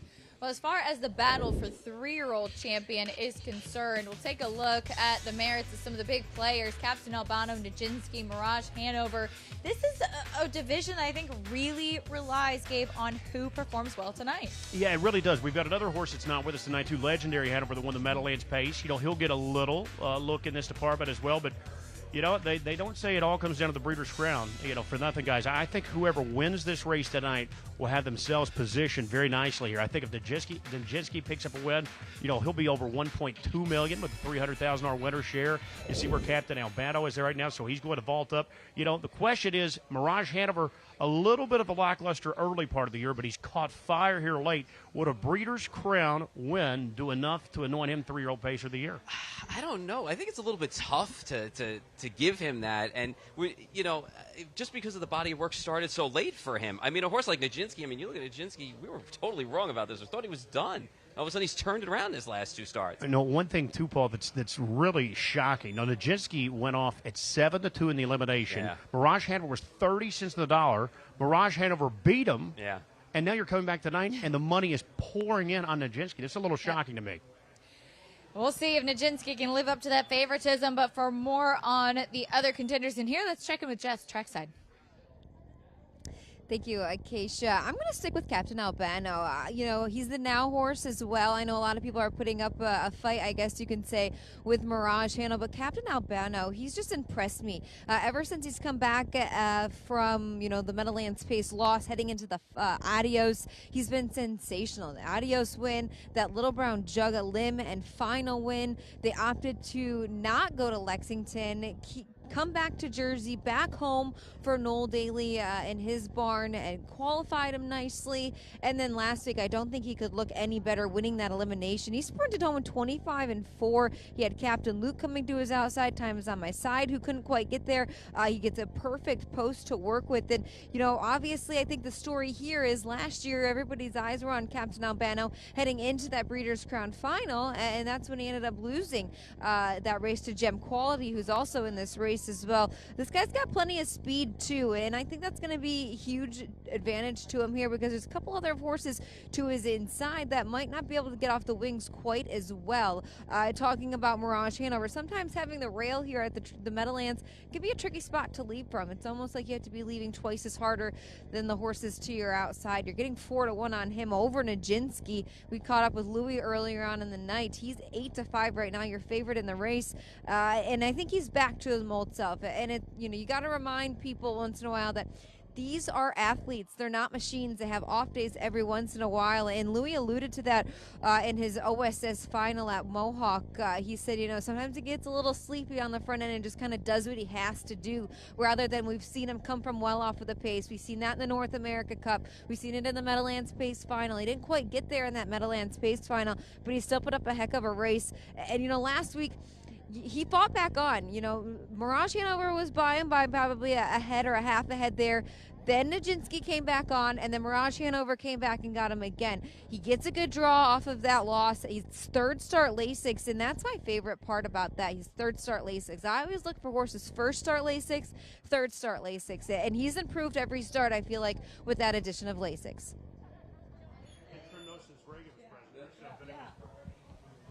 Jess, thank you so much. As we're taking a look at Nijinsky, Gabe, let's talk a little bit about the journey for Nijinsky, because I think a lot of people expected him to be one of the main contenders, one of the favorites in the jug. He did not even get past the elimination. He did not even qualify into the jug final. We come back. We see him perform well in the elim last week. What do we get from him tonight? Yeah, it was 2-5 in that jug elimination. He had a bit of a breathing issue. I think, getting his air, and, driver Louis Watt noticed something was amiss there early. So, he sort of just took it easy with him. He finished last in the jug, but they give him a little time off. They added Lasix. He won a $200,000 and change stakes race up north of the border, Woodbine to Mohawk Park. And then you're going to see his elimination. Look at this absolute war. That's Nijinsky down at the inside. That's Mirage Hanover the outside. Now, Mirage Hanover was 30 cents on the dollar, 1-5 last week.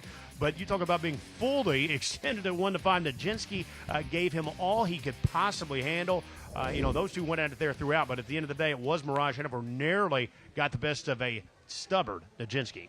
Yeah, it was surprising to see Mirage Hanover back up the almost world record performance that he put on down at Lexington. And, it took nothing out of him, obviously, off of that race. He's been so good here in the back half of the season. You talk about the Little Brown Jug.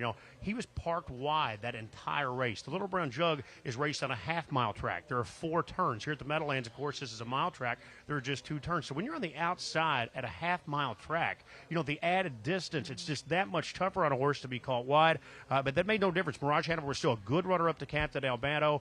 He followed that up with a tremendous performance at Lexington. And then, obviously, his Breeders' Crown Elimination we just took a look at. So he has caught fire here late in the season.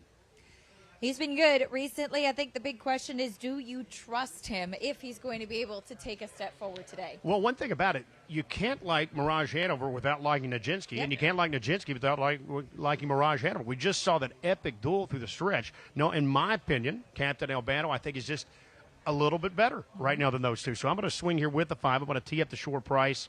But, this is a good matchup. I don't want to take away anything from anyone else. I think if you really are looking for maybe a little bit of a sleeper, I think last year's upset winner, Jim Quality, really stormed home. I think Tim Teacher from Post 8 tonight might try and put him in play out there a little bit early. It's going to be very difficult to make up ground, Paul, if you put these 3 favorites on the lead, in this race, and it's going to be tough to catch. I did talk to Dexter Dunn a little bit earlier before the cards tonight, and I said, you've got quite the chess match off the wings because really, when you've got 3 horses like this, third is the absolute worst spot you can get away because you're not going to find room if you stay inside. If you come to the outside, you're going to have to work uncovered and first up. So I think we're going to see a bit of a chess match here, 1, 2, and 5 of where these horses get away. Ultimately, third, the spot that's no man's land. Yeah, for sure. And, it's going to be interesting to see who's going to fire off here and who's going to actually want to, push this pace to see where it goes. And to your point about Gem Quality, just quickly, I just thought it was a nice effort off the bench. Be tighter for sure tonight. Tonight will decide a lot as far as the 3-year-old championships go for the Pacers. Lining up on gate for the Colts and Geldings in this pacing final. Ken Workington has the call.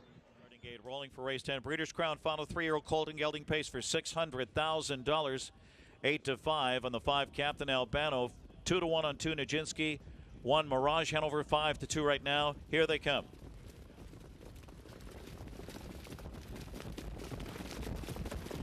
They're off. Time is on my side. Left hard. So did Gem Quality and Captain Luke on the far outside into the first turn. Mirage Hanover from the inside with early speed. And Nijinsky as they round the first turn and head to the opening quarter. Here comes Time is on my side and Anthony McDonald. That was Captain Albano leaving hard and leaving him out there to drive. Mirage Hanover fills the gap and keeps him parked out here. Nijinsky is 4th. It's going to be a torrid opening fraction here. Calico Jack Hanover is 5th. 26-4 opens it up here. Fireworks early. Gem Quality back in 6th position. Across the backstretch they go. Parked out is Captain Luke. He's stride for stride there with McCrunch at the rear of the field. Then it's Sweet Beach Life and Howlin' the Hills as they continue to go at it. Past the half, Captain Albano, and Time is on my side, being torched on the outside. Mirage Hanover right there, third. The half, 54-1. Onto the far turn they go. Gem Quality now gets in gear, 4th on the outside, and he's motoring. Nijinsky is shoveled to 5th with no racing room. Captain Luke is up 3rd over, 6th on the outside. It's Calico Jack Hanover 7th and buried on the rail, followed by Sweet Beach Life on the inside and McCrunch. And Howlin' the Hills has to pass them all. At 3/4, Captain Albano. Time is on my side. Slingshotting off cover. Here comes Gem Quality, a Breeders' Crown champion. Into the stretch drive, 121-2. And on the inside, still trying to hold on, it's Captain Albano, but out of the pocket, fresh and hot, Mirage Hanover and Dexter Dunn. Dexter Dunn and Mirage Hanover takes the lead, draws clear. Then it's Captain Albano. Surging late, Nijinsky for 2nd, Mirage Hanover, Dexter Dunn with 5 Breeders' Crowns, then Nijinsky, then Captain Albano, and Calico Jack Hanover in 1:48, equaling the stakes record.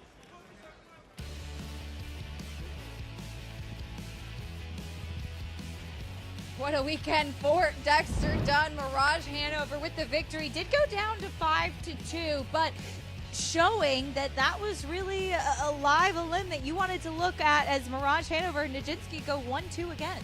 Yeah, and this was all about how this race set up. Captain Albano made the top. You had the other favorites, Mirage Hanover, Nijinsky right up behind.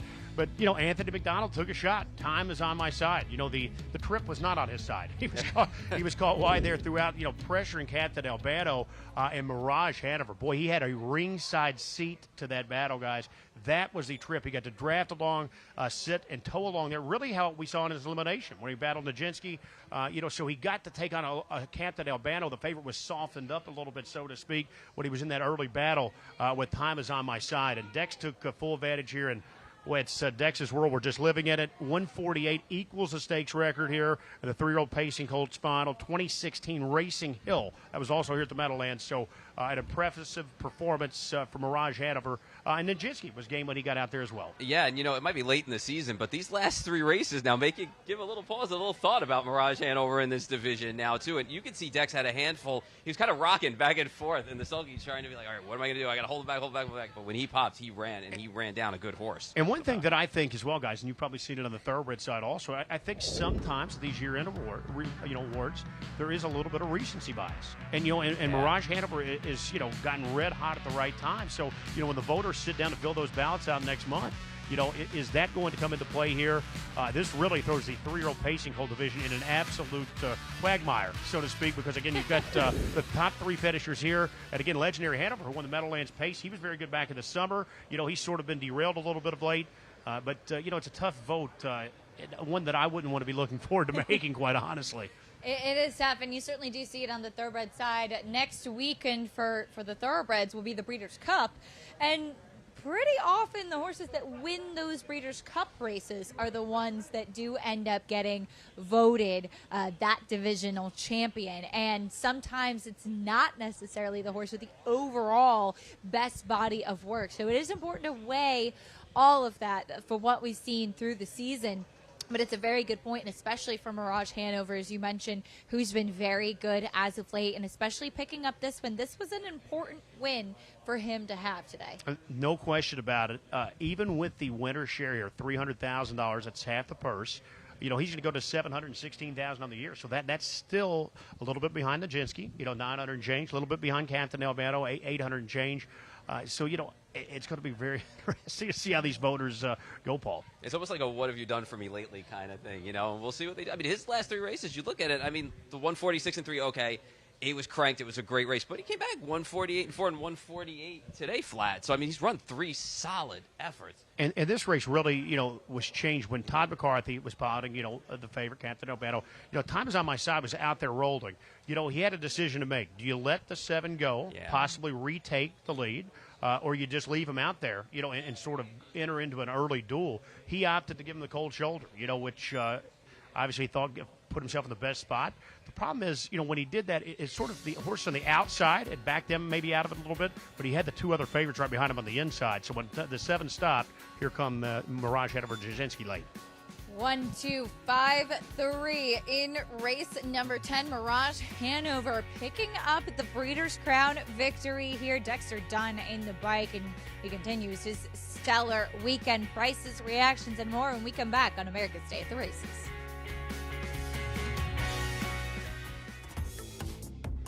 The future is bright in Ohio.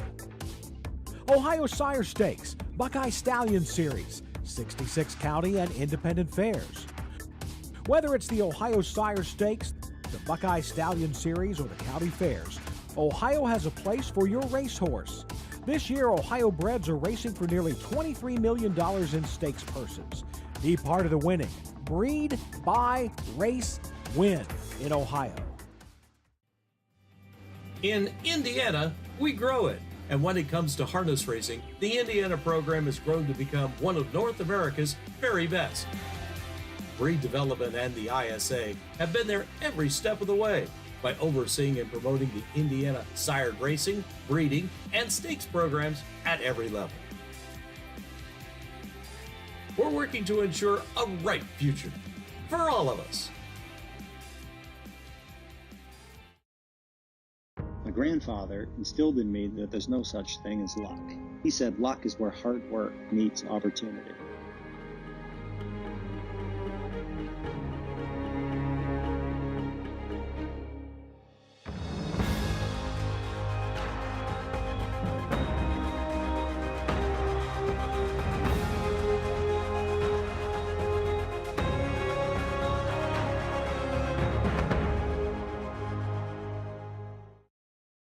It's time for Green to get it on. Green Manalishi, whose first crop of 2-year-olds hit the track in 2024. The son of 2009 Horse of the Year Muscle Hill was a millionaire Major League Stake star who went wire to wire in the Canadian Trotting Classic. And Green Manalishi was prolific in the breeding shed. Get in on the ground floor, then head to the penthouse with your own green machine. I can't miss Green Manalishi. Book your mare today to Green Manalishi, standing at Terra Hill Stud in Ontario.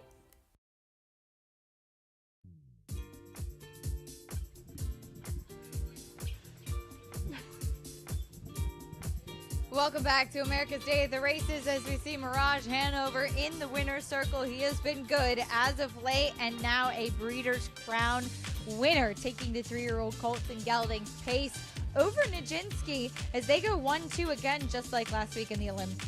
Yeah, and Mirage Hanover, just a big-time effort here. You got off a nice price. And again, we talked about those were the likely 3.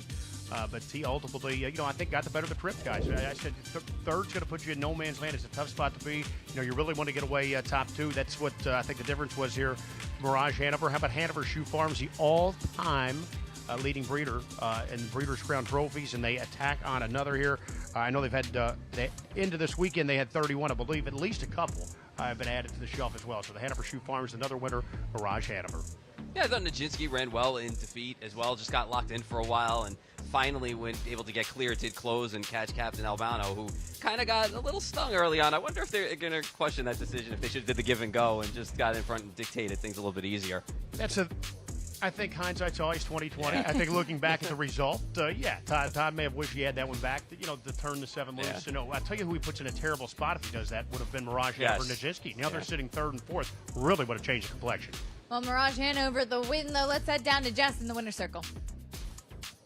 Thanks, Acacia. I've winning trainer Jake Lehman as Mirage Hanover gets the job done in the 3-year-old Pacing Colt Breeders' Crown final.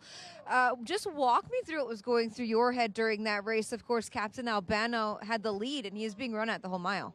Yeah, so, it looked like it was going to work out pretty good, just hoping, we could get out, and it worked out.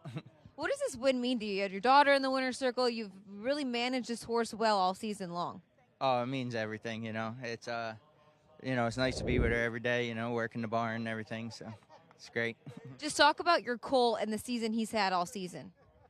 Yeah, it has been good all season. There's a lot of, good horses all year long, and, he just kind of weathered the storm and seems to be, getting good at the right time. Nice job. Congratulations. Go enjoy it. Thank you. There you have it. Mirage Hanover takes the Breeders' Crown final for the 3-year-old Pacing Colts. Back to you guys. Jess, thank you. Congratulations to Jake and his team. And short sleeves tonight. He is tough. It's definitely showing that in the winner's circle. It's gotten a little chillier as the night has gone on, guys, I believe. A little bit, I was fine. My hands are cold now. It's about 10:30, but the rest of me is all right. But my hands are just cold. I've got the blanket on and everything over on this side of the desk. Race number 11 coming up, the Breeders' Crown Open Mares Pace. This is one of the ones we've been looking forward to all day, of course, with Twin B Joe Fresh. Yeah, how about this? Dexter Dunn drives and co-owns, so this one truly for the home team as well. That's sort of a rarity. With his 5 Breeders' Crown Finals wins this weekend, guys, over the course of the last 2 nights, that equals the all-time mark. Dave Miller established that in 2015 up at Woodbine. And that was a card where you had all 12 finals on the same night, so he had more opportunities that night, but he won those all on the same night. Dex has 5, and by the way, he's 2-5 to maybe become the all-time leading driver here with Breeders' Crown Finals. He could win half the finals, 6 of 12. That's incredible. It is the year of Dexter Dunn. Just everything he's done this year has been perfect. It doesn't matter what venue, what race. He's just perfect. Hands of a feather. I love that. Twin B Joe Fresh, they make a great team together. See if they can pick up another one here. Dexter Dunn, as we mentioned, been having a terrific weekend. But on top of that, we take a look at the Breeders' Crown Charity Challenge and all of the money raised for various causes. Jess, I know that you have been very involved with this charity challenge. Congratulations on all of the success and the money raised for worthy causes. Thank you. Yes, it's been quite fun to host the Breeders' Crown, of course, this year. And on top of that, the Breeders' Crown Charity Challenge. This is Marvin Katz's baby. I believe it started back in 2019. Every year, the host track of the Breeders' Crown gets together with the Breeders' Crown Hamiltonian Society and Marvin Katz, and they find 4 charities that are local and non-horse related as well. And then we start raising money through the drivers, the trainers, the owners, the breeders, and we have a contest to kind of see how the money gets divvied up. And this year we were teamed up with 4 charities. There were 4 influencers, you could say, myself, my sister Jenna, Mary McDermott, and Donnell Mock. We were teamed up with a driver, a trainer, and an owner, and of course then we had the charities on top of that. We had plenty of other events to earn points to see who finished 1st through 4th. We had a charity race, a double-seated jog cart race. We had a family fun day. We had a handicapping contest, and we had a night out at the races as well, on top of voting each and every day.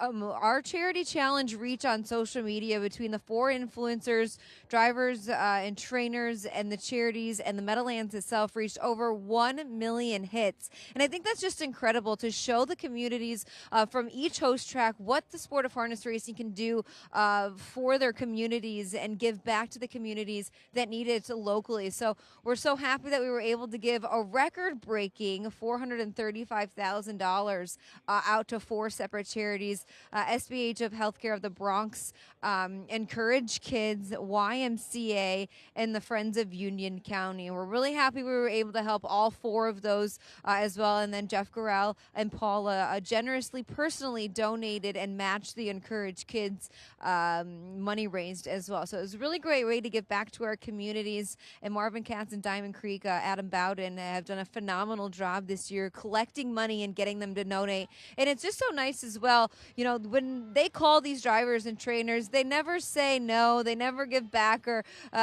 bite back anything. They're always so willing to help out those communities. I think it's so great that we're able to show the community and the charities that horse racing is here to help them. Some worthy causes, some wonderful charities in support there. Great job, Jess, and to everybody involved. Yeah, it really was. I mean, nearly $500,000, guys. This is real money, and really it took place over the course of the summer. Some of the charities were able to come out, some of the big nights here at the Meadowlands. So, that was great to see. Jess's team, I don't want to mention this, wouldn't want to mention it on national TV or anything, but she lost the charity challenge to her sister, Jenna. Oh. Her team won. I don't know how Jess lost. I don't know exactly how the scoring works, but she had Dexter Dunn on her team as well, guys. So, not going to say that, but still worthy cause. Absolutely. Congratulations to all involved, and so wonderful causes to support, and as Jess said, encouraging involvement in the community throughout the sport of horse racing as well. There she is, Twin B Joe Fresh, going for her crown. It's the Open Mayor's Pace Final coming up next. Can she pick up the big one?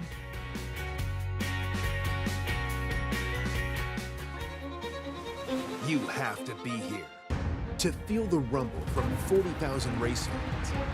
Mixed with the Pacific breeze, you have to be here to taste extravagance and witness greatness race after race after race. You have to be here to witness unforgettable and to believe the unbelievable. This November, be at Del Mar for an experience that's truly a breed apart.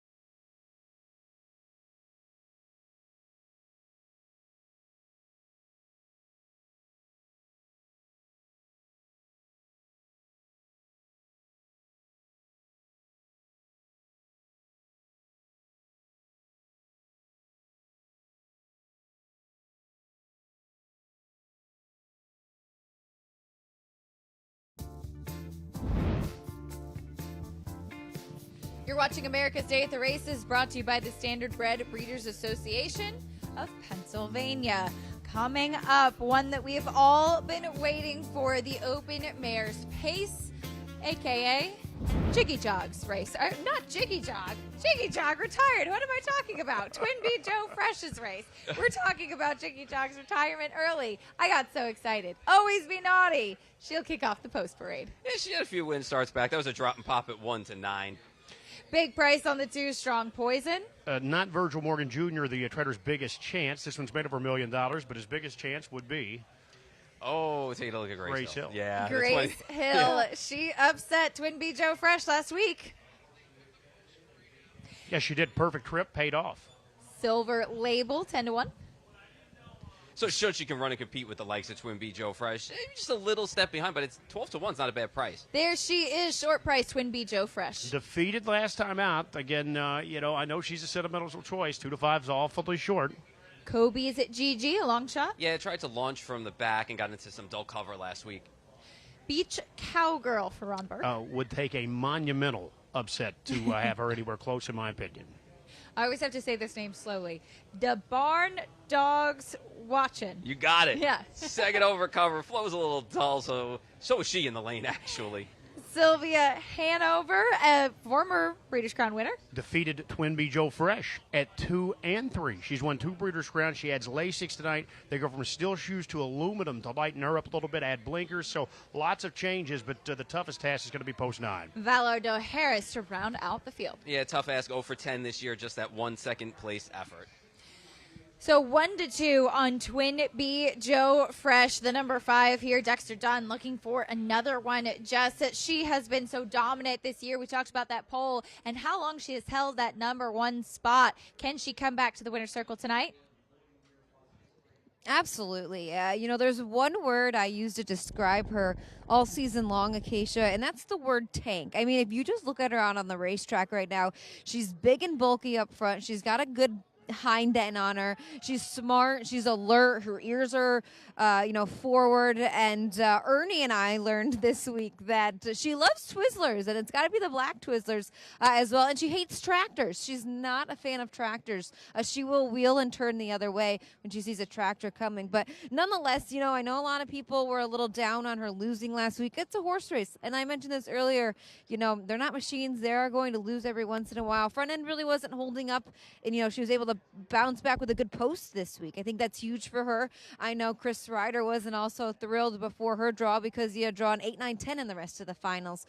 So when post 5 came up, he was very happy. We see a lot of 1s on her program page too, and Dexter talked about that. She's able to carry her speed, but she can come from off of the pace if they decide to mix things up and kind of, try and beat her with their driving tactics. I'm going to put her on top of my ticket. I'm going to leave her there. I think she's definitely the one to beat. I think this is her race to win or lose. She wasn't eligible at 2. She got gunned down by Sylvia Hanover last year. And I talked to Chris too when we were doing the feature earlier this week. It's a big plus for them to stay in New Jersey. Last year they thought maybe she tied up a little bit.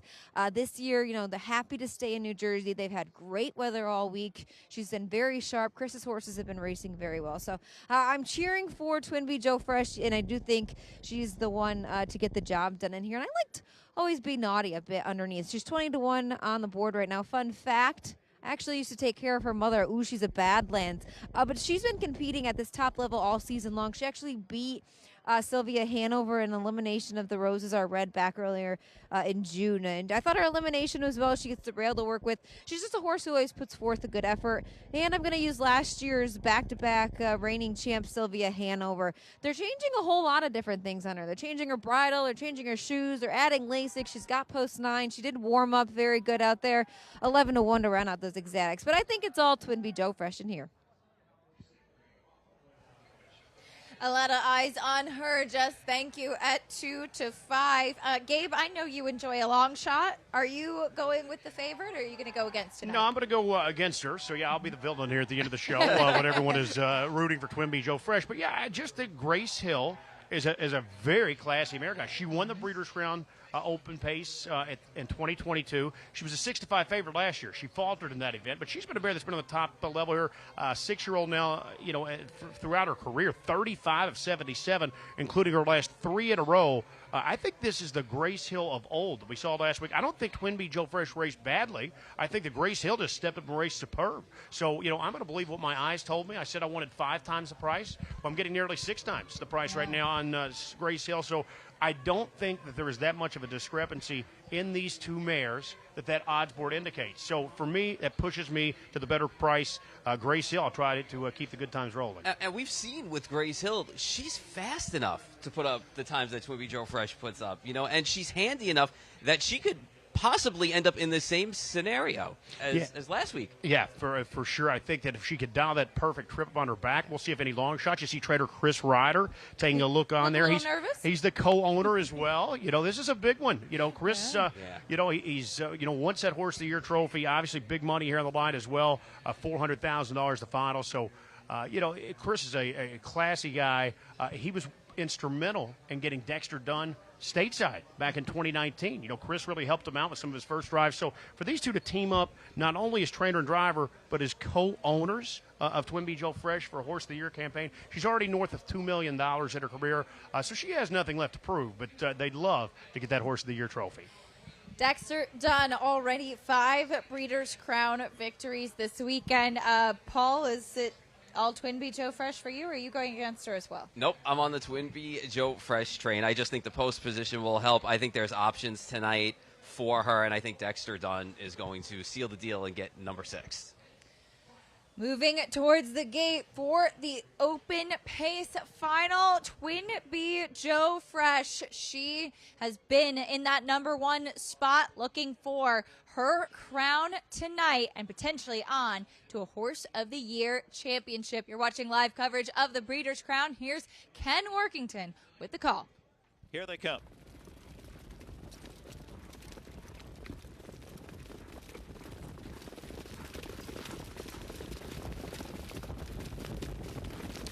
They're off. Kobe's Gigi's out fast. Sylvia Hanover tried to leave on the outside. That's a Grace Hill put in play with Always Be Naughty on the inside. 3rd, Twin Bee Joe Fresh is 4th. Sylvia Hanover right there to the outside. 5th, the Silver Label in between horses, 6th. And then it's Strong Poison on the rail. That one followed by Beach Cowgirl at the rear of the field with Valar, Doe, Hyris, and the Barn Dogs watching.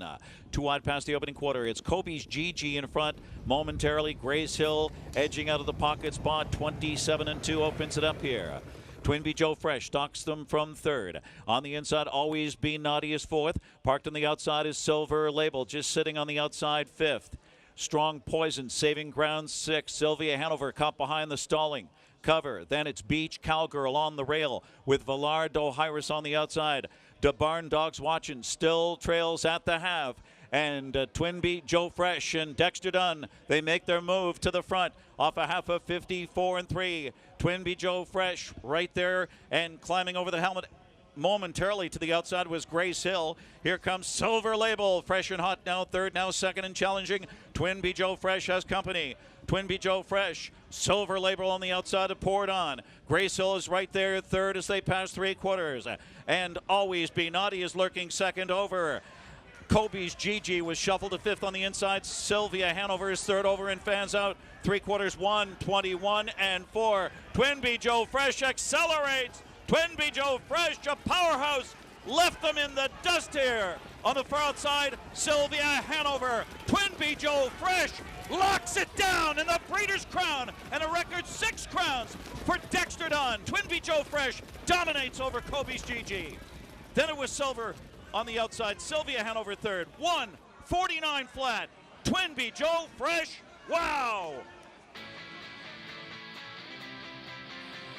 There's trainer Chris Ryder celebrating as he should. Twin Bee Joe Fresh. She was as good as advertised.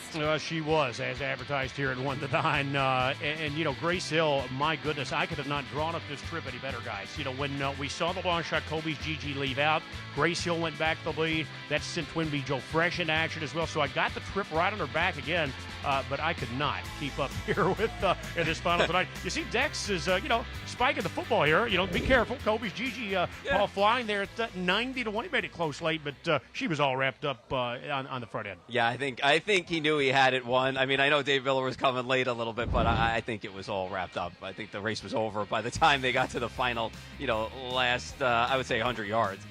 Quite confident, but she opens up away from her competition here. You have to give some credit to Kobe's Gigi, though, because she had different tactics today and actually went out to the front early on, took back, and then she's actually going to come up the inside and re-rally again for second at a monster She price. raced excellent because that's so tough, Acacia, particularly for harness horses to make two moves. So, when you see a horse like that, leave the gate aggressively and then still have enough left in the tank to sort of make a second move. Yeah. It's very impressive. And Grace Hill really no excuse tonight. I mean, other than she ran into a buzzsaw that we like to call the horse of the year, Twin B Joe Fresh. Yeah. But, she faltered. Kobe's Gigi had a little traffic trouble there, so when she did find room, it was incredible. But how about this, guys? 35-year-old Dexter Dunn, a native New Zealander, came stateside in 2019. He has won half of the Breeders' Crown Championships here this weekend. A $7.3 million weekend. He's won 6 of the 12 finals. That is an all-time record in this series. He just continues to roll. It's his world. We're just living in it. A couple of other opportunities he could have gotten there and even tacked on others. We had the miscue yesterday with Luna Lovegood as a favorite, but I know this one meant a lot to him, and you can see it. Dex is not a guy that shows a lot of emotion, I think, through the stretch, but if you take a look back at that replay, you see he gets quite animated here closing the finish when he realizes he's got this one in the bag. And he's happy. He deserves it. Who's coming out on the outside of me right there? And that's really incredible. So, and again, it's nice to drive and win. It's very nice to drive and co-own and win. Yeah. You see some of the other ownership celebrating a huge win there as well. Twin B Joe Fresh, just an incredible filly. How about 29 of 39 in her career? Another Brittany Farms bred Breeders' Crown winner, the second leading Breeders' Crown winning breeders of all time, only behind Hanover Shoe Farms. And, she just continues to add to the story. I mean, this season alone, over $827,000. She made $842,000 last year, so she just continues to pile up wins and signature wins as well. And she's amazing, picking up that Breeders' Crown victory. We had kind of almost already crowned her Horse of the Year coming into this, Paul, but I think with this win, it's pretty much hers. Yeah, give the queen a crown. I mean, she basically has had just a sensational year. And the amazing thing about her, Gabe, is you could pick apart any race that she has run, any of her wins this year, and they've all been solid wins. Yes, they really have. 10 of 12 now, and obviously a couple of us, I won't mention any names, but myself included, thought maybe, we could take a shot against her tonight, after that narrow loss last week. But she's back. You see Dexter giving her a little love there as well, as they've got the blanket on for winning the Breeders' Crown. But, if it was something you could bet on, guys, she was 1-9 here tonight. Believe me, she's the same price to be the Horse of the Year at harness racing. She was the goods, that's for sure. Twin B Joe Fresh delivers as the favorite in the open mares pace tonight, on her way to becoming Horse of the Year. Prices, reactions, and we'll wrap up a stellar evening of racing after this on America's Day at the Races. Stay with us.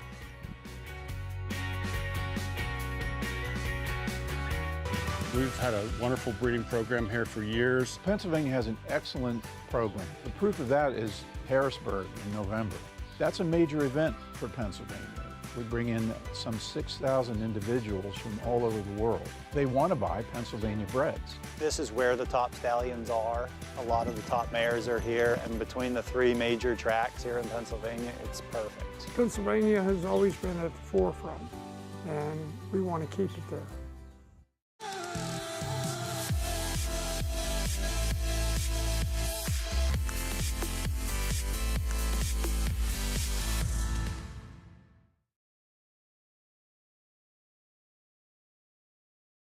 RaceLens is the most in-depth product in horse racing, with unique features found nowhere else. True odds, predictive analysis, and pace projection. RaceLens. It will change the way you follow horse racing and take your game to the next level.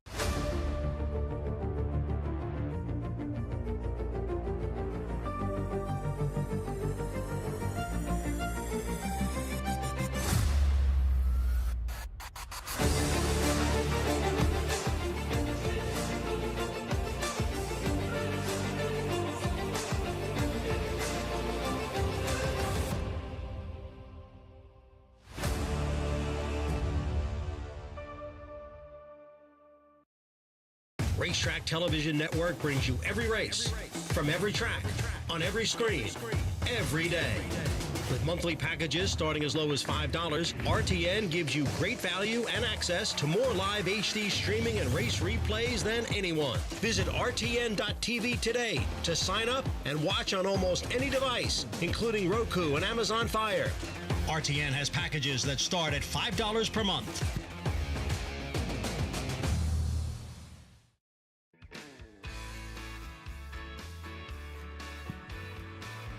Welcome back to America's Day at the races. Boy, one thing you can say, we have seen some great performances tonight for the Breeders' Crown, and that does include what we just saw with Twin B Joe Fresh in the Open Mares Pace, and gave it really just all night with some exciting photo finishes, some big victories from the horses that you wanted to see set forward, like Twin B Joe Fresh. Yeah, I think this is a type of setting we love. The Breeders' Crown's why it's such a special event. We saw 12 championship events over the last couple of nights, and this is the one we were looking most forward to. I think just because it was Twin B Joe Fresh, I think we saved the best for last, and we're going to take a look back here at the top of the stretch, and she's on front, she's cruising right here, taking a little pressure from Silver Label on the outside. Grace Hill, her nemesis from last week, has that perfect trip drafting in behind, but you see right here, as soon as Dexter says go and hits the gas, she immediately gets some separation. She's opened up to a 5-length lead or so right now, and just home free. It was a huge performance on the front end. Yeah, for sure, and I just like how well she takes her cues too. Like, she knows when it's go time, and even at the start of races, to be put in spots for position, she knows her mind's on her business, and she is just great. $2.10 winner. She was a short price. How about big price long shot? Kobe's Gigi at 92-1, re-rallying for second over Sylvia Hanover. Here's a look at the winners from tonight. Obviously, Twin B Joe Fresh, the shortest price winner. The biggest price, Coach Stefanos, coming from nowhere. And we nearly saw a huge price because Seven Colors was nearly defeated that race at 86-1. So that was sort of the wildest finish. And take nothing away from Coach Stefanos. It was a great win there, our biggest upsetter. That's about what you like to see. I mean, but only really a couple of truly short prices there with Twin B Joe Fresh, of course, and Winner's Bet. Yeah, a good mix of prices and a good mix of racing too. And I think for me, it was Mirage Hanover and my girl EJ that put in those fighter efforts that you like to see and just really run hard and get their head down and win those races. Yeah, they were both incredible to see, and those we'll see how those year-end voting. I think that's going to be very interesting moving forward. A favorite performance tonight, was it Mirage Hanover for you? Mirage Hanover for me, and it was really nice to see Coach Stefanos get that win, because you just don't see horses come from 10th at the Meadowlands in order to win those races. It just doesn't happen often. It really doesn't, and that was a horse that was, it was a really huge performance. Coach Stefanos, for me, that just flying finish. It was a good, incredible night, and we crowned our champs.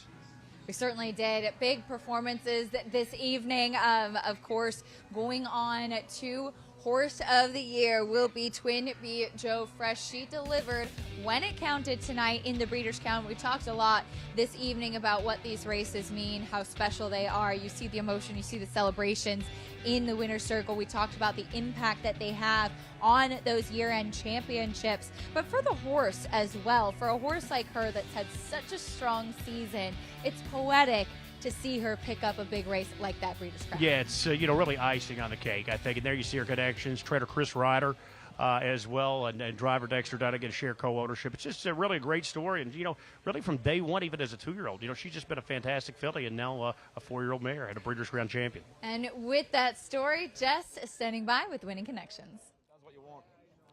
Thank you, Acacia. I have co-owner and winning driver and winning trainer. We'll start with winning trainer and co-owner Chris Ryder. Can you breathe now? I'm not sure. It's I'm not quite as excited as I thought I might be, but I should be. It was outstanding. Thanks to Dexter and Patrick, my son, Pete and Barbara, the whole crew back home. It's a team effort, and most of all the horse. It's fantastic to win this race. And everyone concerned, the media, everyone's been very supportive of her, and she's got a lot of fans, and didn't want to let anyone down, and it's just fantastic, If you could describe her in one word, what would it be? Outstanding. Outstanding. I think she's a tank, and I think tonight really proved her durability in the trip that she had tonight. Yeah, she had to do a bit of work. You know, that's the way it is in these big races, and she came right through, and Dexter didn't pop the plugs. You know, it was just great. Congratulations. Thank you. I'm very pleased. We'll bring in co-owner and winning driver Dexter Dunn, and now the all-time winning driver of Breeders' Crown trophies in one weekend. Not a bad weekend, Dex. Yeah, it's been a great weekend. Thank you, Jess. I had a lot of power, a lot of good horses to drive. I just want a quick shout out to my wife Jill and my daughter Mila. Yeah, baby. But it was a great weekend. Let's talk about this special mare that you co-own with Chris Ryder, nice family friend of yours, Peter, and the other connections as well. She had to overcome a little bit of a trip tonight. Yeah, she did, but she felt so good tonight. Chris was really happy with her. Pete and Barb, were happy with her. And going to the gate, she started getting on tippy toes, and that's usually a sign she's ready to rock and roll. And you win a lot of big races, exciting, but I think that going across the line tonight with her was probably the excited of ever being winning a race. What were you thinking when you were getting separation on that group? Well, she was just travelling. She gives me the feel that, how she's going, and she had her ears pricked coming around that last turn up to 3/4, and when I asked her, she just really changed gears and really sprinted hard, and it was a big thrill. When you came here 6 years ago, did you think you'd win 6 Breeders' Crowns in one weekend? I don't think I'd win one Breeders' Crown at all, but I've been lucky, Jess. So much support. CJ started, he's like my American dad, and he got me going. Nifty Norman, good Kiwis got me going, but I can't thank Chris and Nicola enough and the team there. CJ picked this filly out, told me this was our one, and it's just been a dream ride. Congratulations, go enjoy it. Yes, thank you, Will. There you have it. Twin B Joe Fresh wins the Open Mare Pace Breeders' Crown Final, and I think that's a lock for Horse of the Year. Back to you guys.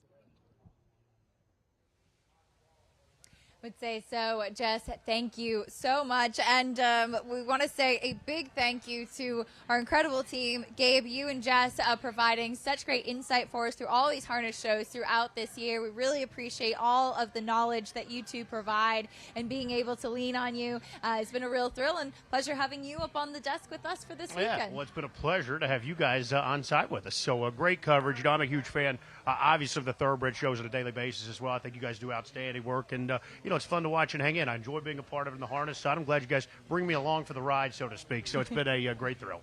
And Paul, for us, we've gotten a chance to do quite a few of these shows together. The first time that we've been able to be here on site doing it and feeling the excitement here at the Meadowlands for the Breeders' Crown, really special. It was an electric weekend this weekend, and it was great racing, great people, a great venue, and it was a great year together for everyone. Certainly was, and some terrific performances today as well. We talked about some of the highlights, and of course, with Twin B Joe Fresh and what she's done on the track so far, really tying it nicely up today. We will be back on America's Day at the Races for New York Showcase Day. New York Breds in the spotlight tomorrow afternoon, kicking off at 12:30. We hope that you'll be joining us to catch some thoroughbred racings with our New York Breds here in the spotlight tonight. We mentioned some great performances. For a highlight for Gabe and Paul was Coach Stefanos in that open pace coming out of nowhere to get the win. And how about the 3-year-olds Mirage Hanover holding off Nijinsky? Yet again, a horse that has gotten good at the right time. And what can you say about Twin B Joe Fresh? She's been in that number one spot for quite some time, and she will stay there. She really is the queen. Good night, everyone.